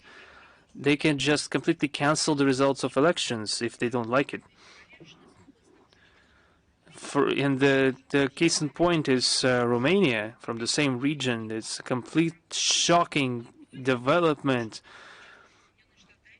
which draws criticism not only from the world majority, but even from the United States, who have claimed that they have never seen such a thing. And even in Moldova, during the elections there have been some discrepancies, and we saw this a referendum named as such by Madam Sandu. There have been such manipulations. There have been so much discrepancies. But there's still no proof when Russia interferes, as they claim. There's no proof. But when the West is clearly interfering into the processes, there is nothing to be concerned about. They also claim that Russia is giving millions of dollars to bribe the electorate in Moldova, and when the EU is spending millions of euros to support the pro-West powers in the region, in the country, directly or indirectly, as if nobody notices anything. It's also important to see and analyze how is the financing happening, because not everything is conducted through financial support, but it also includes some measures to allegedly under the form of development aid. They're providing loans to Moldova, and this is a burden for the population. Recently, we saw a financial package from the EU amounting to 1.9 billion euros, and 1.5 billion euros out of the sum is credit and loan. And it's as if it doesn't influence the evaluation of efforts of the EU in Moldova as an interference. This is some kind of doubling system. And they claim that Russia is the main threat to the security of Moldova. And they're seriously saying that if Ukraine falls, and there's a fall in Ukraine, the Republic of Moldova will be the next one. It's truly the reflective of their policy. It's what Madam Sandu has been doing everything to make that true. And it's the EU which is doing everything in their power to turn it into an anti-Russian base in Europe. They are trying to create a logistical base to supply Kiev regime, and what they're doing in essence, they are dragging the population of the country into the conflict that is unraveling in the neighboring territories. According to the information circulating in media, Moldova is the second country after Kiev regarding the amount of aid received from EU. You see this through the European Peace Fund, which is essentially a European war fund, because it's financing the war against Russia. You see it as an example of hypocrisy of the West. Regarding the freedom of speech, Yanis Samazhaiks himself is positioning himself as a protection of the independence of the press and the civil society, and he should remember how he also affected the strategic silence and didn't object when the Moldovan authorities stopped the broadcast of not 1, not 5, not even 10, but 18 TV channels, 3 radio stations, and blocked around 60 Russian and Russian-speaking Russian language information resources. Perhaps that's not of concern to distinguished representative. Perhaps he didn't even scratch himself when he thought about it. Perhaps that's another matter. There can be no double standards. When it comes to double standards, it means that there are no at all. And we are coming to yet another conclusion. This is a biased position. Mr. Mazhaikas voiced the true reasons of the so-called concern in Chisinau in September 2024, before the elections, presidential elections, and this notorious referendum on the accession of the country as a member of the EU. One of the European projects, and he said back then, and we talked about this, the possibility to buy of agricultural lands of Moldova by the Western transnational companies, corporations. As you remember, this just made the news in the mass media in the West. By the way, even local authorities should safeguard the interests of its citizens, but then they put it as if nothing happened. But we know that he voiced the true reasons of his association towards Moldova. And in wrapping up this conclusion, in December 2024, when the Service of Foreign Intelligence of Russia announced and informed that Yanis Mazeiks required the Moldovan authorities under any pretext to bring to justice the leaders of opposition groups that advocate the mutually beneficial dialogue with Russia and dismiss the head of Gagauzia, Yevgenia Gutsul. They don't know what to do with her. In March, as you know, and we spoke about it today, she was detained at the Chisinau airport, and right now she's under home arrest. Now you see the EU democracy in practice. So we need to consider this, and the Moldovans should consider this as well. And I think this is a recognized fact and just a model of Brussels in terms of prompt change of the leaders and forgetting about the promises made. So unfortunately, they pursue such a practice. Hopefully, they won't destroy the statehood of Moldova and its culture, but nevertheless, we should be realist in this term. Thank you very much. Is Artsy Bolkan with us? Yes. Good afternoon.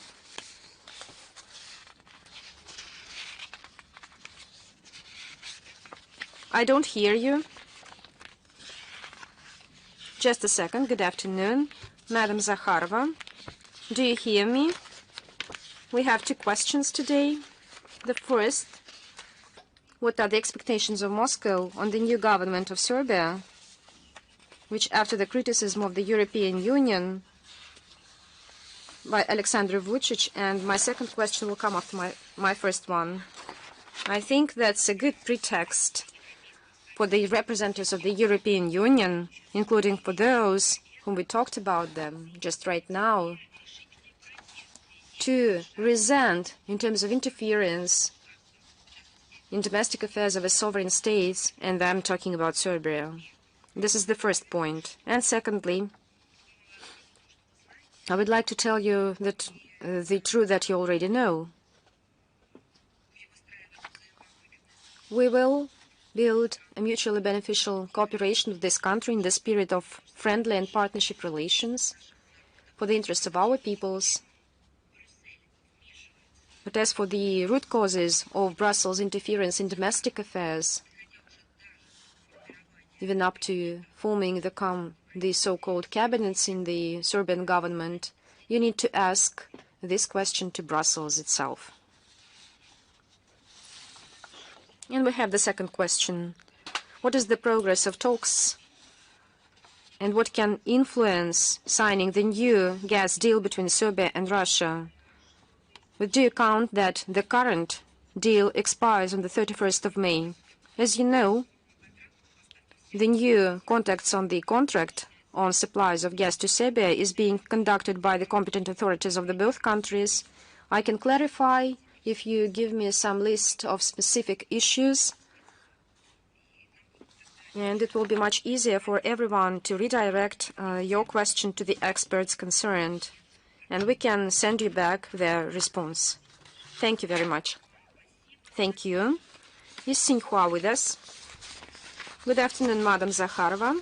Good afternoon. Xinhua. We have a question.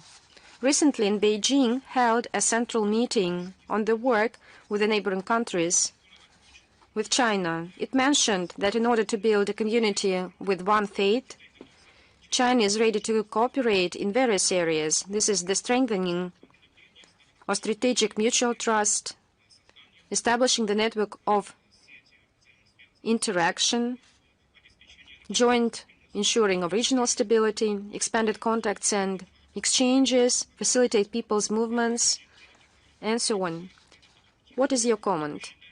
Do you believe that Russia and China, which are great neighbors to each other, should cooperate so that to maintain peace and development in the region and across the globe? You've had the reason that Russia and China are large neighbors, and I would like to add that the relations between our countries is an iconic model of mutually beneficial, equal, strategic cooperation of great powers in the modern world. I would add responsible international actors. The top leaders of our countries were wise enough and put an end to the once very sensitive issue, border issue, making it in place of eternal, as you say among your experts and our experts, the place of external peace and friendship handed over from generation to generation. This is a good phrase, but I think it contains the real wiseness. The regions of the Far East and the northeast of China share multiple ties of practical cooperation, humanitarian exchanges, and in order to promote such cooperation, the relevant intergovernmental commission was being established and is functioning. Further steps to expand contacts are being manned, including the mutual visits of citizens. Our visa experts also work in this direction.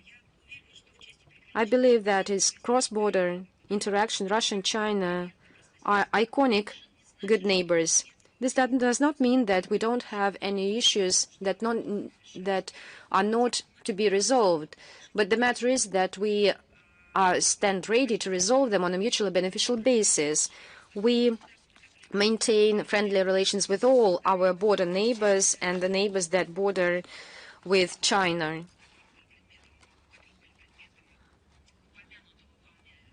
That you talked about.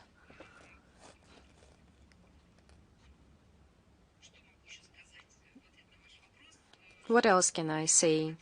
Maybe I can mention a coordinated role carried out on the bilateral basis under international organizations, for example, under SCO, ASEAN, other trilaterate, and other formats. Moscow and Beijing are interested in ensuring security and stability of all our neighbors across the region. And I think that's the main goal of the SCO, establishing this role. We stand ready to support the social and economic development of our neighbors, and we do not tolerate destructive interference of extra-regional powers who are against Russia and China.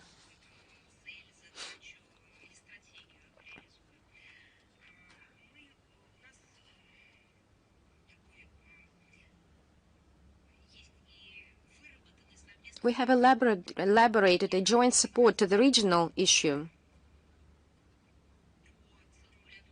on a number of areas. I'm not talking about the overall politics, but counteraction to the new challenges and threats. I'm talking about the whole track of issues where we have pragmatic and practical steps. And I believe that there is another important dimension for our cooperation in a more broader way. Cooperation of Moscow and Beijing brings value and consolidates the position of the countries of the global South and East who are tired of the timeless dominance of the West that resembles the eternal neocolonial ideology, that want to have mutually beneficial cooperation, equal cooperation. So I believe that our countries play a significant role in this process, and I believe that much is said about the new multiple world order, and our both states contribute to the formation of a more just global multipolar world order as an alternative to endless dictatorship of a restricted group of states who believe they are exceptionist and dictate their own will on others. Thank you very much. Is Reuters with us? Madam Zakharova, good afternoon. Good afternoon. Reuters is here, and we have a question. You were with us, and right now you are just here. Right here with you. I remember everything, as you know. I would like just to make some novelties. I'm for traditions, as you know. And my question relates to the previous interview of Foreign Minister Sergei Lavrov to Kommersant journal, who said that it is not easy to find a solution, the key and the core areas of Ukrainian settlement. Can you please tell us what are the differences, to what extent the United States can recognize the settlement principles voiced by President of Russia, Vladimir Putin, on the 14th of June, and what is the suggestion of the US side? I think you just have a kind of a patchwork question. You started from the root differences. Don't you see our logic?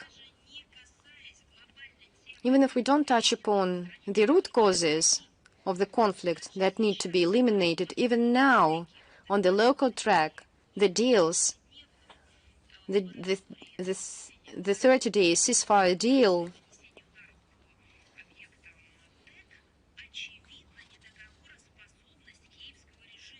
highlights that the Kiev regime cannot comply with its obligations. And in his interview, our Foreign Minister Sergei Lavrov dwelled into this component.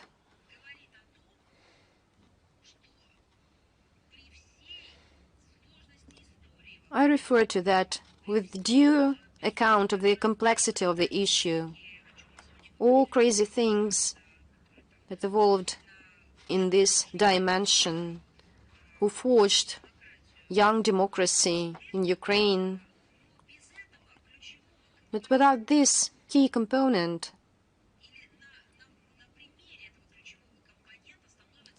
and I would like to say that exactly this component highlights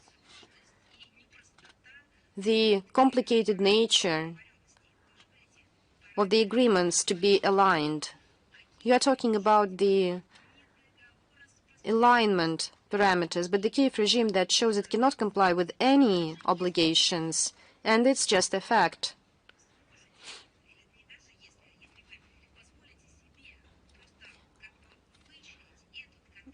If you just study this specific episode, you would understand that this is the root problem in the conflict settlement. Let me remind you that soon after Washington's announcements on the ceasefire, Zelensky supported this idea, not as some third proposal, but as a potential, but including his potential involvement. He became a part of this ceasefire regime. But there was no day when they fulfilled their obligations they signed by the person who always insists that he rules everything in Ukraine. They cannot stop hostilities even for 30 days.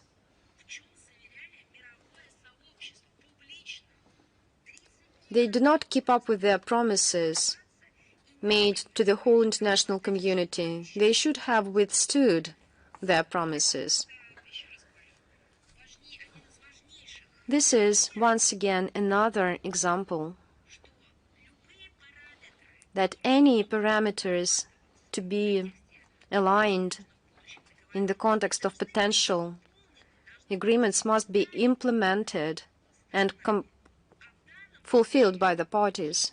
And in this case, the Kiev regime shows that it cannot fulfill its obligations. Likewise, previously. But previously I said that they lied to the international community that they wanted to implement and to comply with the Minsk agreements. But right now they declared themselves to be a party of this ceasefire regime. But at the same time they continue attacks. Now, as for the second part of your question about Washington, I think that Washington has its official representatives and experts that could speak for the official authority and add something on their behalf, but you should address these questions to them. But to be brief, currently we are dealing with a new administration. This is quite different administration compared to the previous one, which does not build on imposed ideology of globalists or biased experts, which tries, and I follow all their statements, tries to figure out itself in ins and outs, to look into the root causes, so that to shape their own vision on how to resolve the issue. These were statements by the head of the states, by Mr. Trump and his administration, and by all those who were appointed by him as representatives for international contacts in the context of the Ukrainian crisis. I would like to say settlement, but nevertheless it's still a crisis. This will have a long way to go, and be very careful and analyze the facts. We see that the current administration shows its intent to achieve the goal I've mentioned. Naturally, we have a long way to go. We have just made some minor steps. We're talking about some success and inform the public on it. We do not hide the gaps and the weak points we have.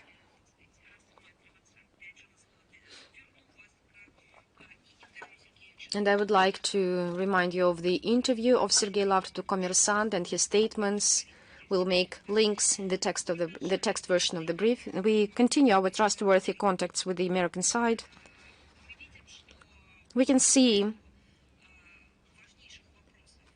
that our interlocutors become to hear us, and we believe that we can suggest that they started to perceive better some aspects and concerns of Russia, that we need to eliminate the root causes of the Ukrainian crisis. And that's what your question. And that was the statement of President Putin in this hall on the 14th of June, 2024. Above all, we're talking about attempts to eradicate the Russian-speaking population of Ukraine and the military scope to draw Ukraine into NATO.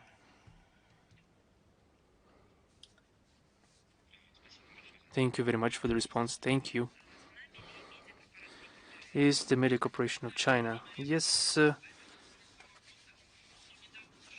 Remember that recently the United States introduced tariffs for the majority of countries of the world, and they gave 75 states, they postponed the introduction of those tariffs for 75 countries of the world, and even later the Minister of Finance of the United States said that it was all temporary, and all the goods will be subjected to tariffs. What are the key reasons, in your opinion, for such fluctuations in tariffs? In a couple of words,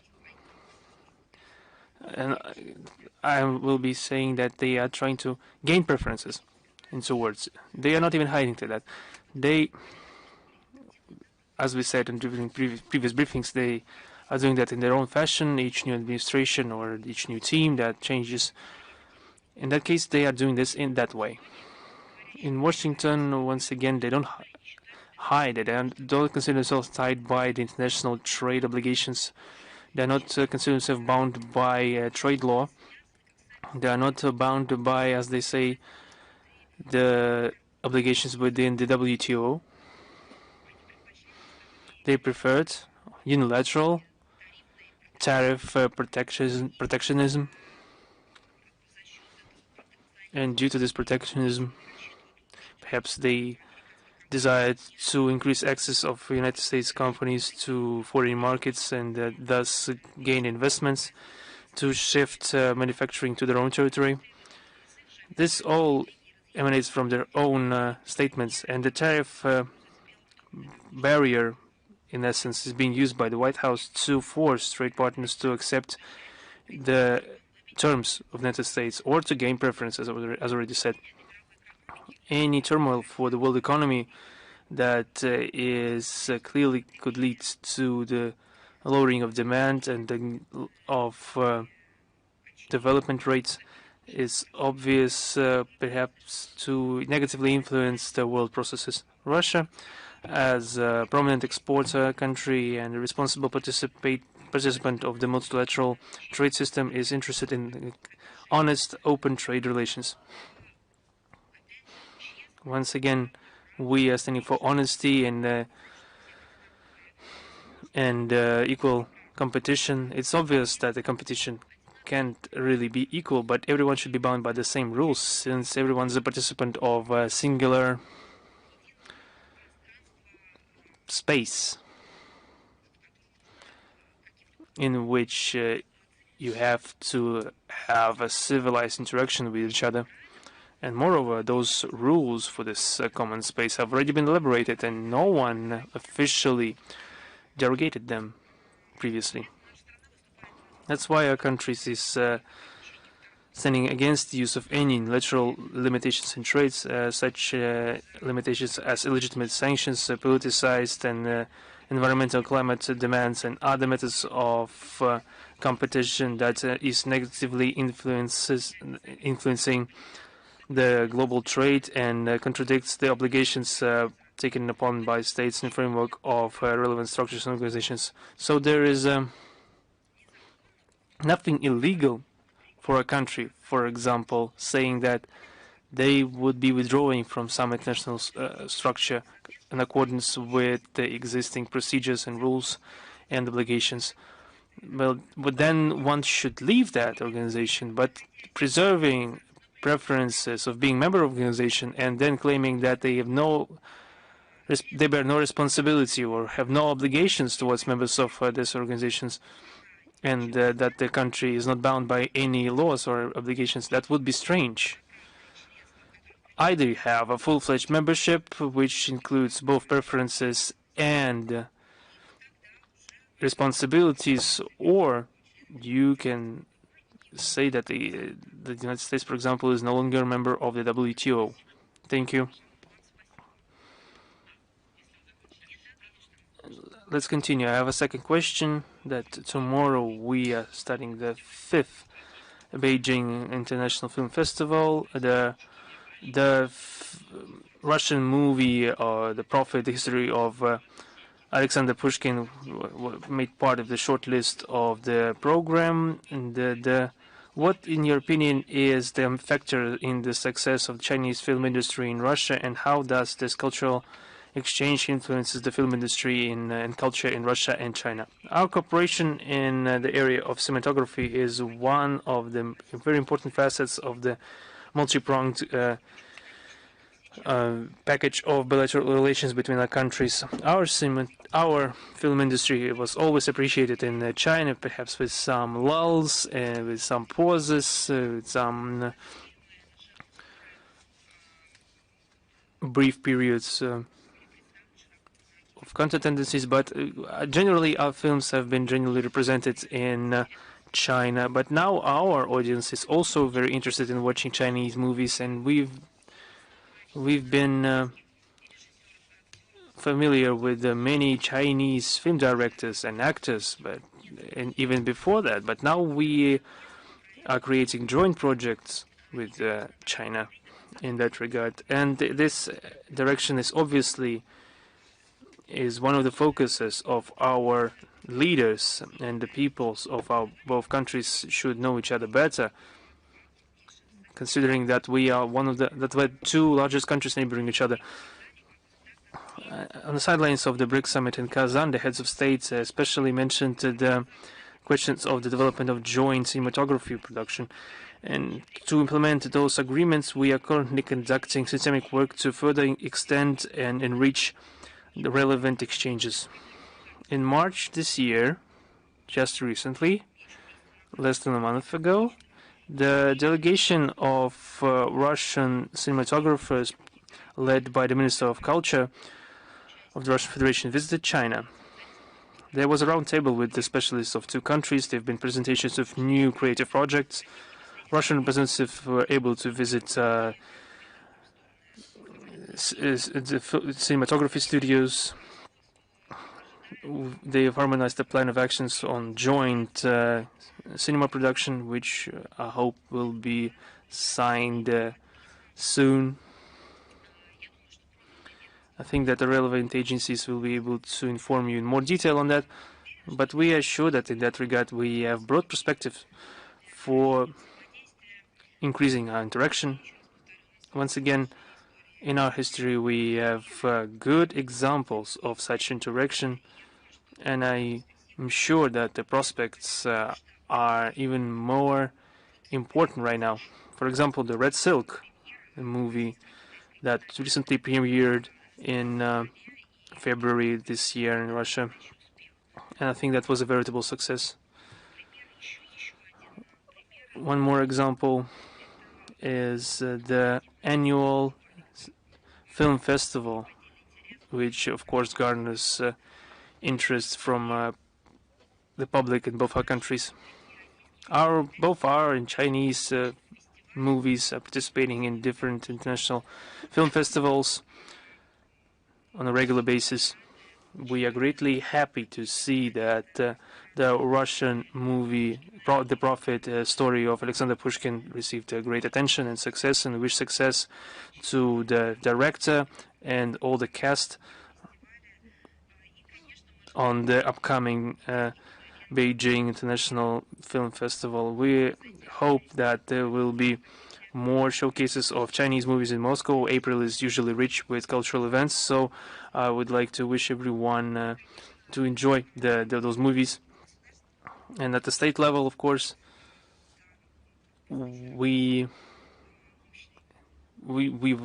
enterprised to begin important amount of work. Thank you. Is news.ru with us? Yes, good afternoon. This week, the head of the Minister of Foreign Affairs for Armenia, Ararat Mirzian, claimed that Armenia and Azerbaijan were never closer to peace than today. And the Minister, Sergei Lavrov, called for the implementation of the full scope of agreements between Russia, Azerbaijan and Armenia reached in 2022, including the unblocking of communications. How could Moscow help carrying out those agreements? The complex of agreements on the highest level, that you mentioned, retains its relevance, and we mention it every week while responding to questions. And the speediest resumption of full-fledged interaction in a trilateral format would, of course, help sustainable peace and well-being in the South Caucasus. And we are ready to assist our Azerbaijani and Armenian partners on all key avenues regarding reconciliation of two countries.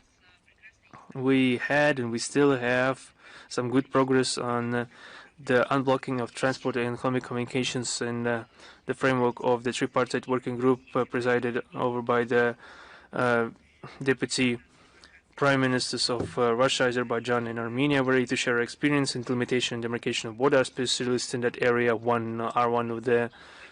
Are recognized as one of the best in the post-Soviet space, and we also have cartography material, which is unique in resolving the accumulated humanitarian issues during that accumulated during the conflict. There's nothing new to say, but we are always happy to help our Azerbaijani and Armenian friends to go forward with the normalization of their relations. Thank you very much. Is Bold News with us?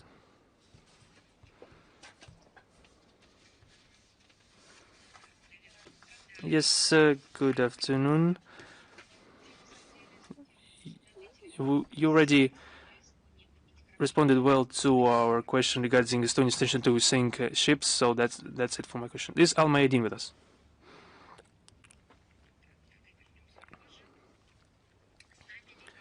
Is Baku TV with us? Yes, we are here. Good afternoon. I have one question today that the Prime Minister of Armenia, Nikol Pashinyan, giving a statement in the parliament on Tuesday, called for the dissolution of the Minsk group of the OSCE, according with the demand of the Azerbaijani side. How does Moscow evaluate the such readiness from Armenian leader? What do you think is possible to be done to sign the peace treaty as soon as possible?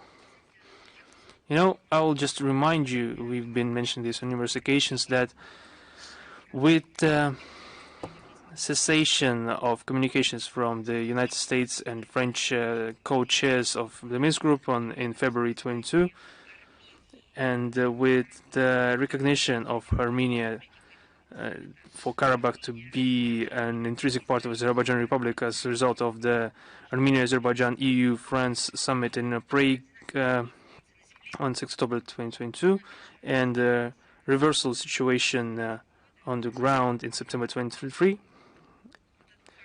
and the mandate of the OSCE approved in the same time. The mandate of the OSCE representative of the Minsk conference has lost its relevance. As a result of this, all the structures of the Minsk conference, the Minsk group, the group of high-level planning, and the position of the personal representative of the acting chair of the OSCE regarding the Nagorno-Karabakh settlement, this is all subject to dissolution right now. I think that the optimal way to adopt a corresponding decision in that regard is the joint proposition of Baku and Yerevan to eliminate the corresponding institutions. On our side, we are ready to continue assisting our partners in overcoming the remaining obstacles to get the peace treaty signed, and also in the blocking of transport and economic communications, delimitation of the border, and the resolution of the humanitarian issues based on the measures that have been taken previously. Everything that I've already said before.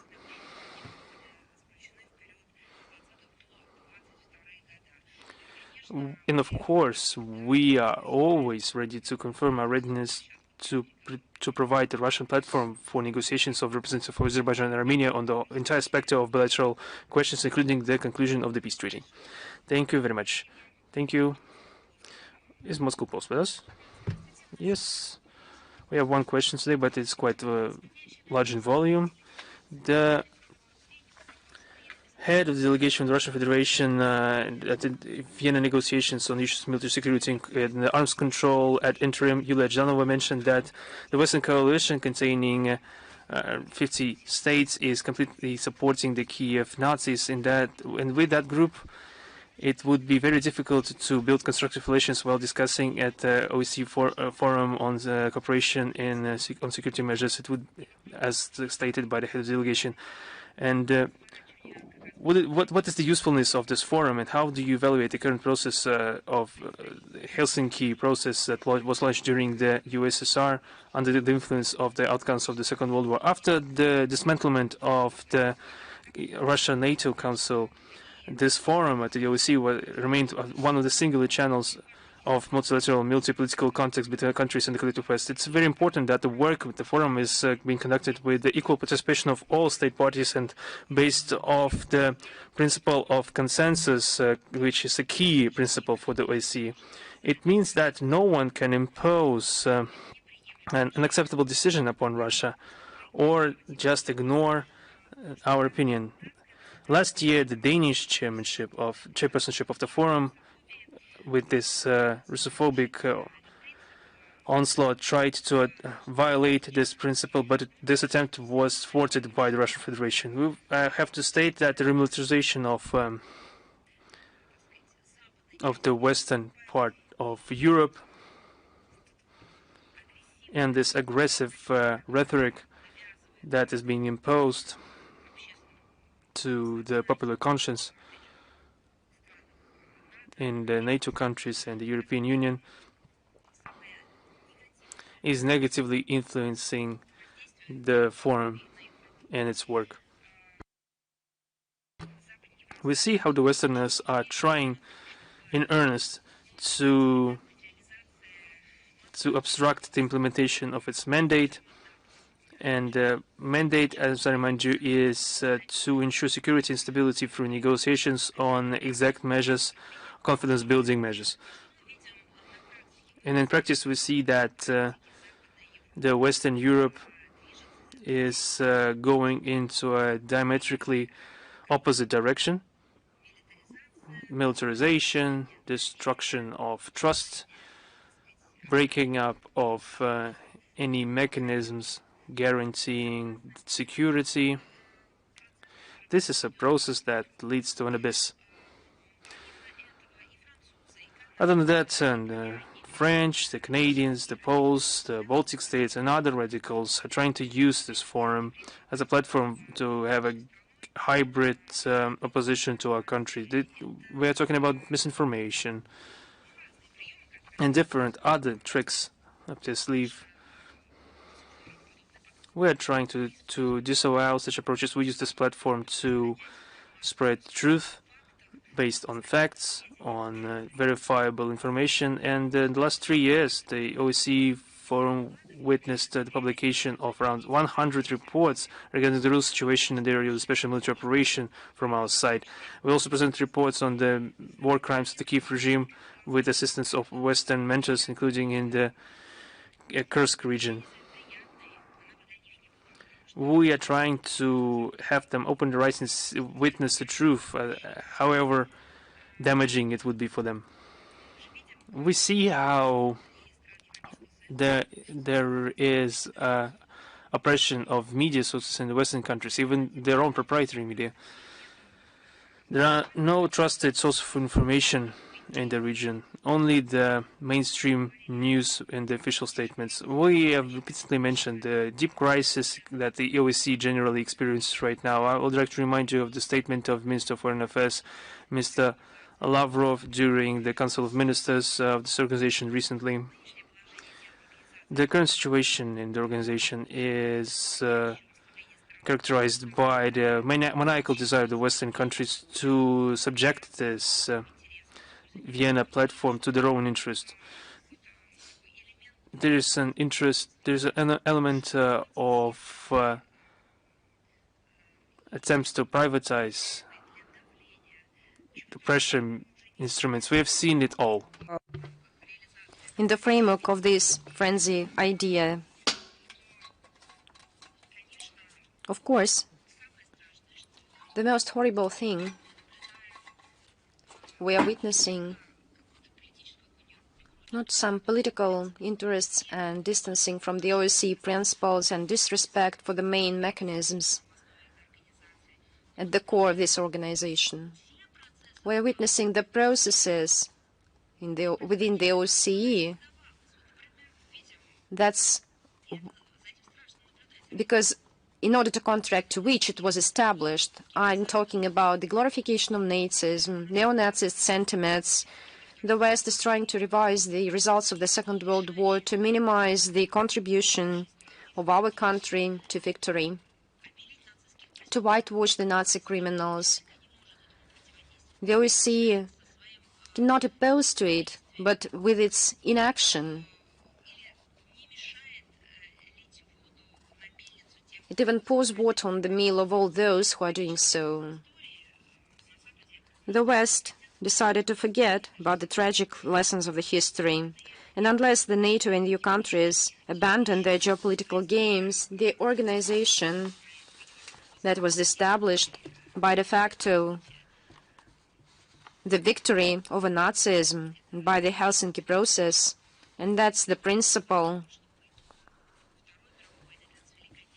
that made the international community establish the organization. Unless all these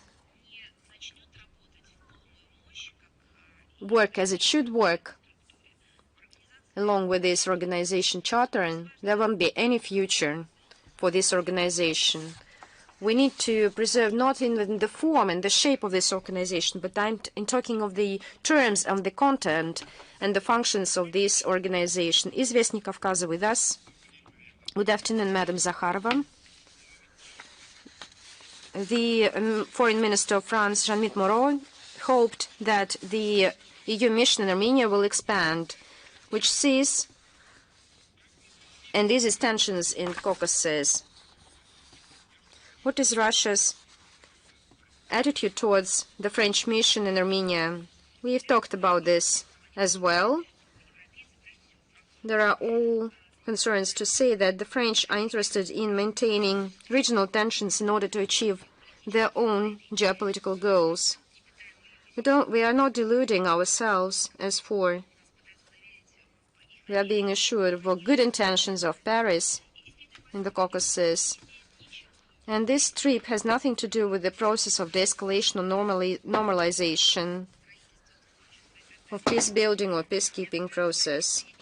We have seen the attempts of Paris to enforce mediation efforts in order through aggravation of the Armenian-Azerbaijani conflict.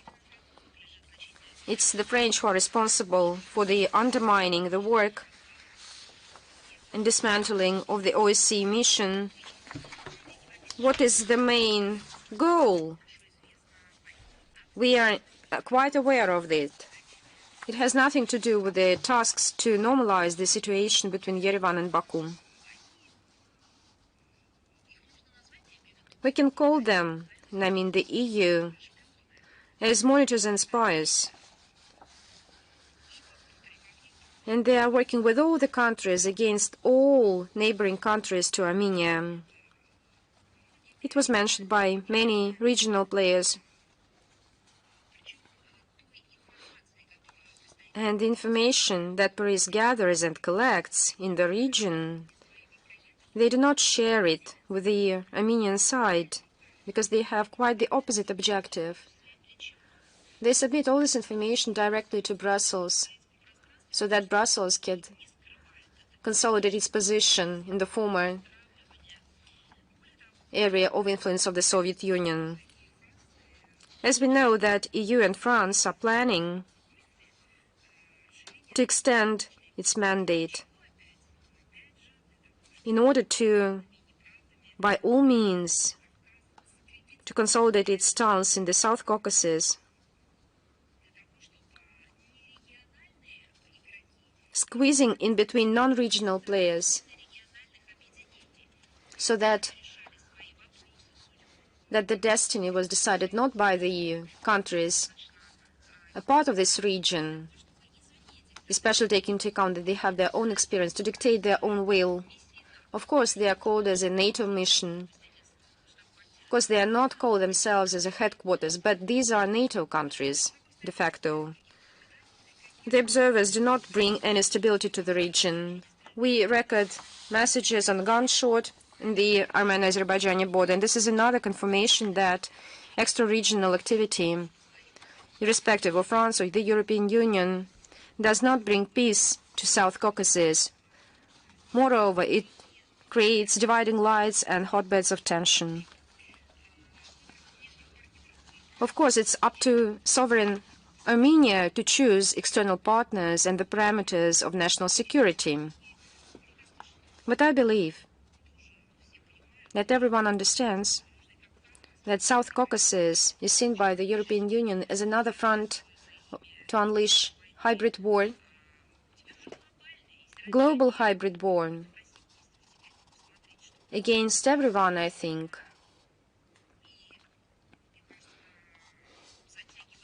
Dragging Armenia into the influence of the collective West with some blurred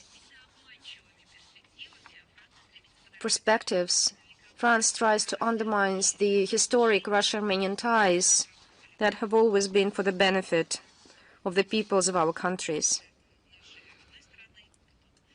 Back in the future, just for one state, and now for different states, I mean Armenia and Russia, is in the interests of aspiration. Whether it is in the interests of the Armenians themselves, I believe no. Here it's about NATO, not the European Union. No benefit for Armenia in this alliance, because we can check it, because you can't wait nothing good. You can't wait anything good from NATO. Thank you very much. Is Newsfront with us? Yes, good afternoon, Madam Zakharova. The probable future Chancellor of Germany, Friedrich Merz, called the Kiev regime to change its strategy in the conflict with Russia, switching to counteroffense. And one of the key ideas for attacks of the Ukrainian army, he indicated the Crimean Bridge in the interview to ARD channel. What is the ministry's comment on such a statement and indication to make attacks on the Crimea on behalf of Germany? I think it's a bizarre statement.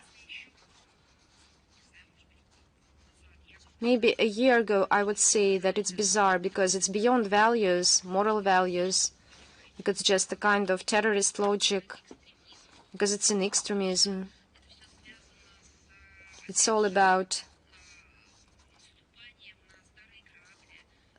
the repetition of the faults and errors. Right now I would say just another thing. I think that right now you cannot demand and require from the citizens of Ukraine any offensive. Everyone understood the disaster of the Ukrainian army.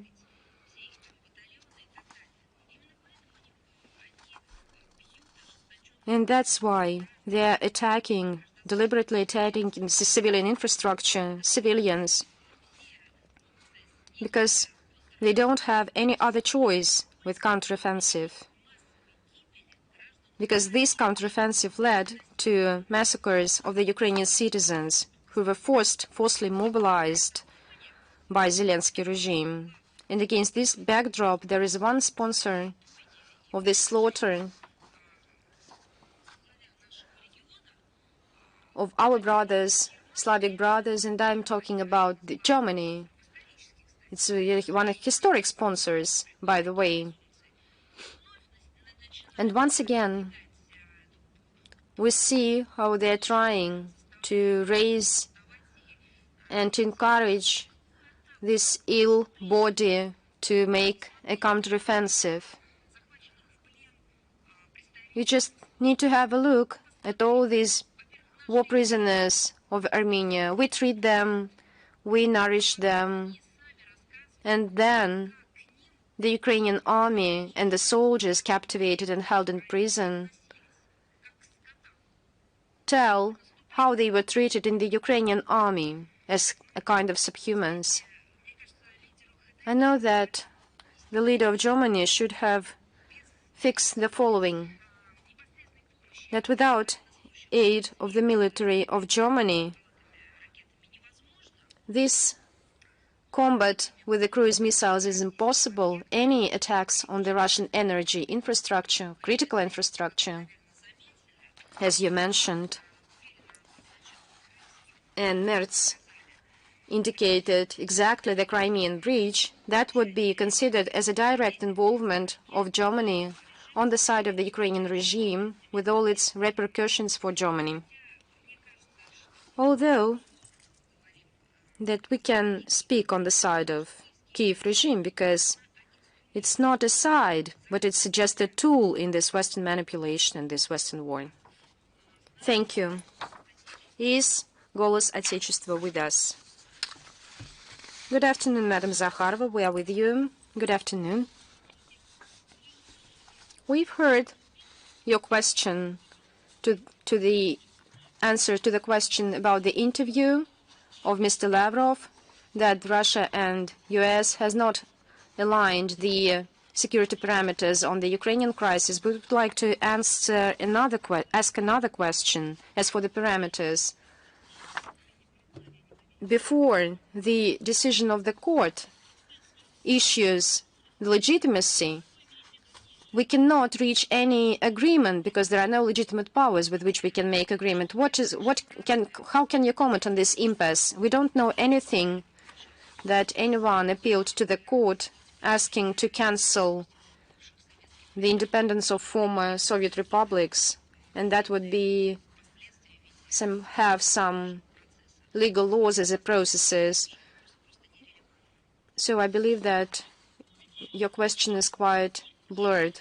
Of course, there is a suit that more than 6,000 citizens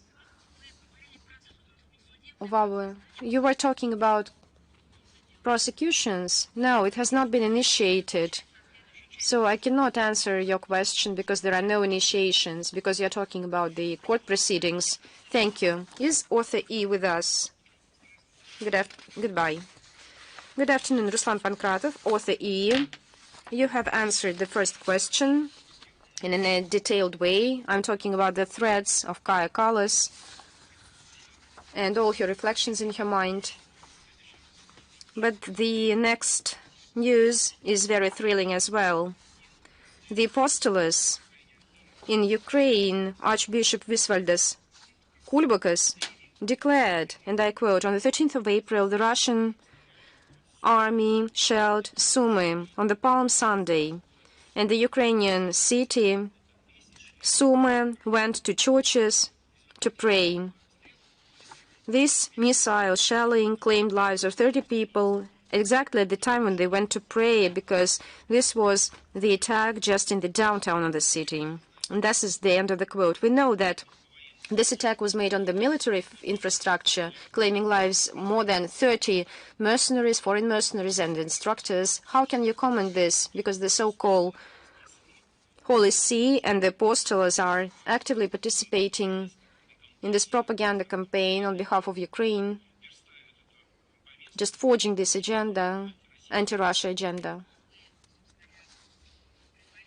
You just answered your own question with a phrase that the Minister of Defense have already made a statement.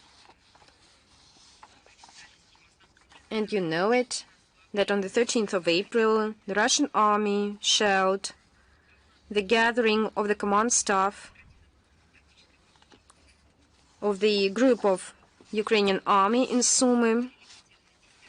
Dozens of military officers and soldiers were killed, and you can see the numbers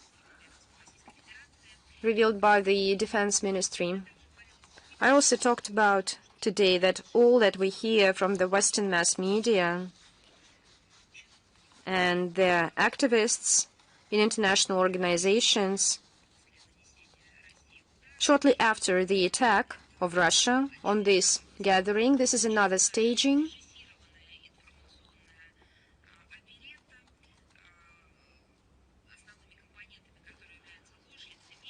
which builds on lies and hypocrisy, distortions of reality.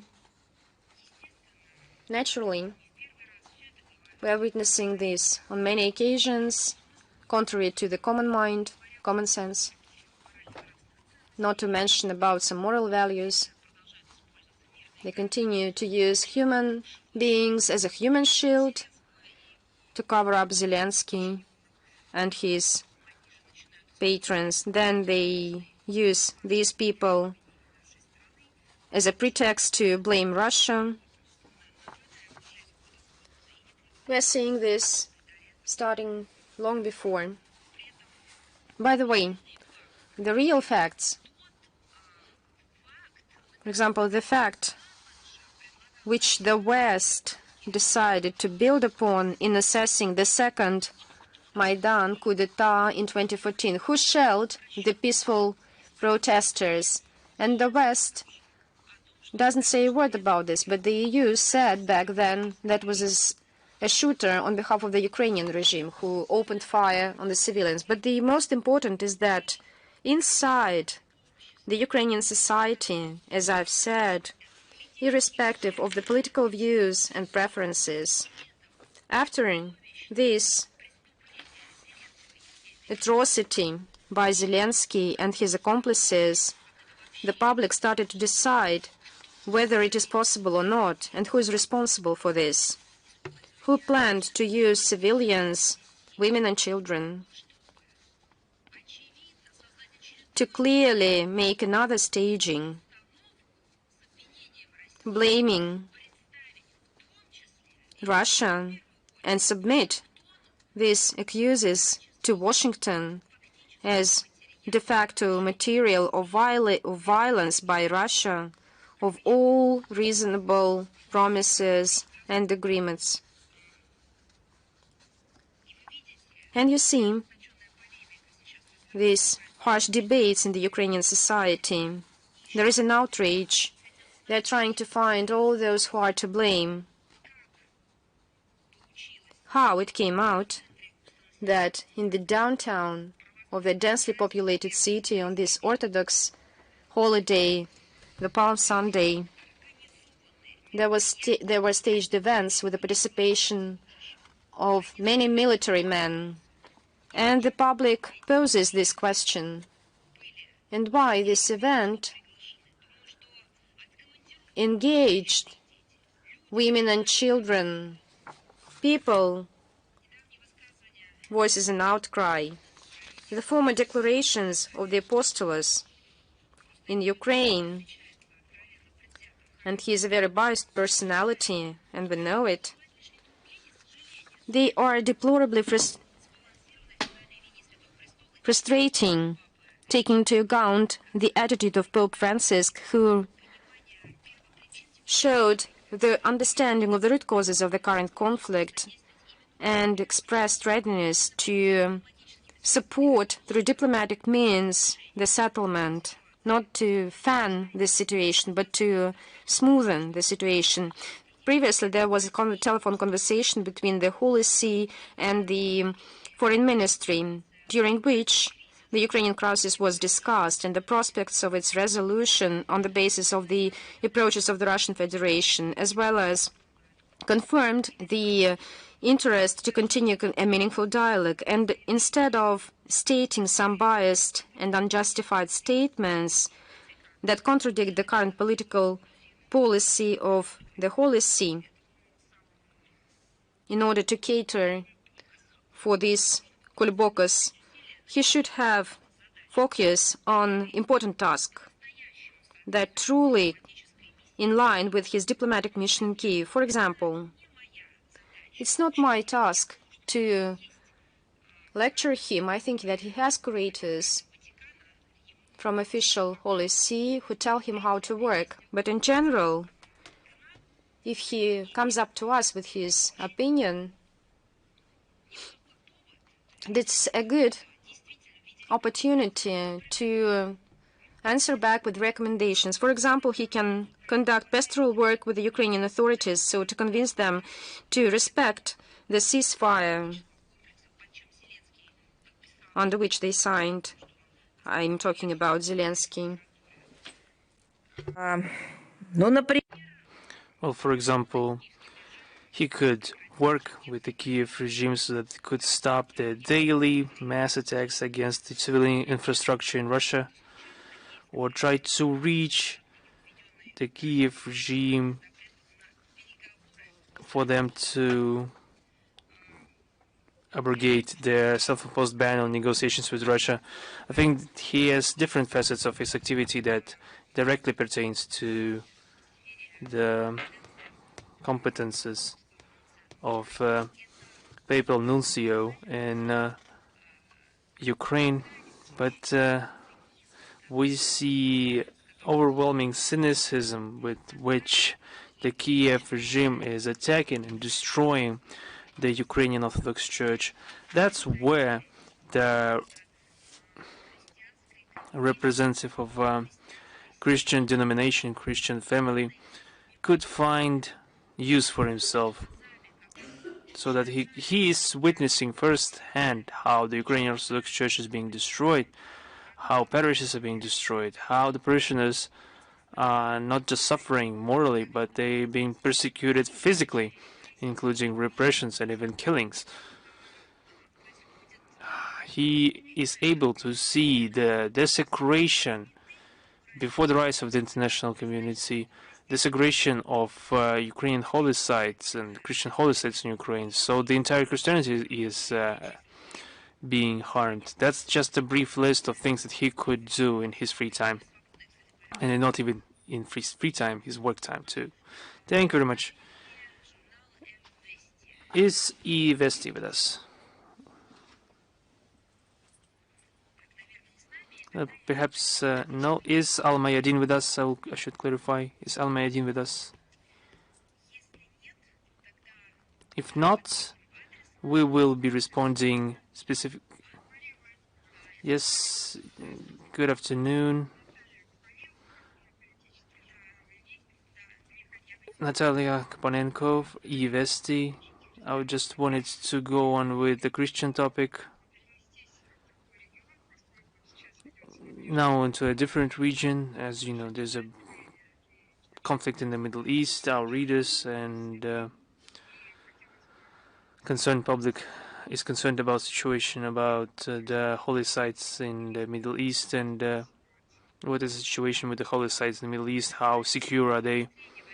You know that the aggravation of the military political situation, the whole range of countries of the Middle East, and the sharp escalation of the Israeli-Palestinian conflict, together with aggravating social-economic problems, of course, negatively influences the situation of the different denominations groups, including quite numerous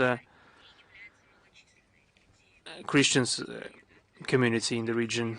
There are a lot of people espousing Christianity in the region, and of course we're especially worried about the situation in the Holy Land, where there are a lot of sacred places in the Middle East. We're talking about the territories of Israel, Palestine, Jordan, Syria, and Lebanon. Both the Russian MFA and the Russian Orthodox Church are maintaining close contact with local authorities and the authorities leading the Christian communities to provide necessary support to the Christian population of the Middle East, including when it comes to the restoration of churches, schools, and other religious facilities that have been damaged as a result of the military activity. We are helping Middle East Christians also through the Emperor's Orthodox Palestinian Society, and the Rosatom created the Foundation of Support of Christian Culture and Heritage, and other Russian NGOs and religious cultural communities. There is active work on that track, namely on the restoration of the Jerusalem heritage, and our citizens are sending humanitarian aid and financially supporting the local communities, and of course there's more support, and of course they are praying for them. Thank you very much. Just once again, I just wanted to clarify, Al-Mayadin, are you with us right now? If not, we will be responding to you directly. Thank you very much. Until we meet again, and I wish you all the best. Thank you.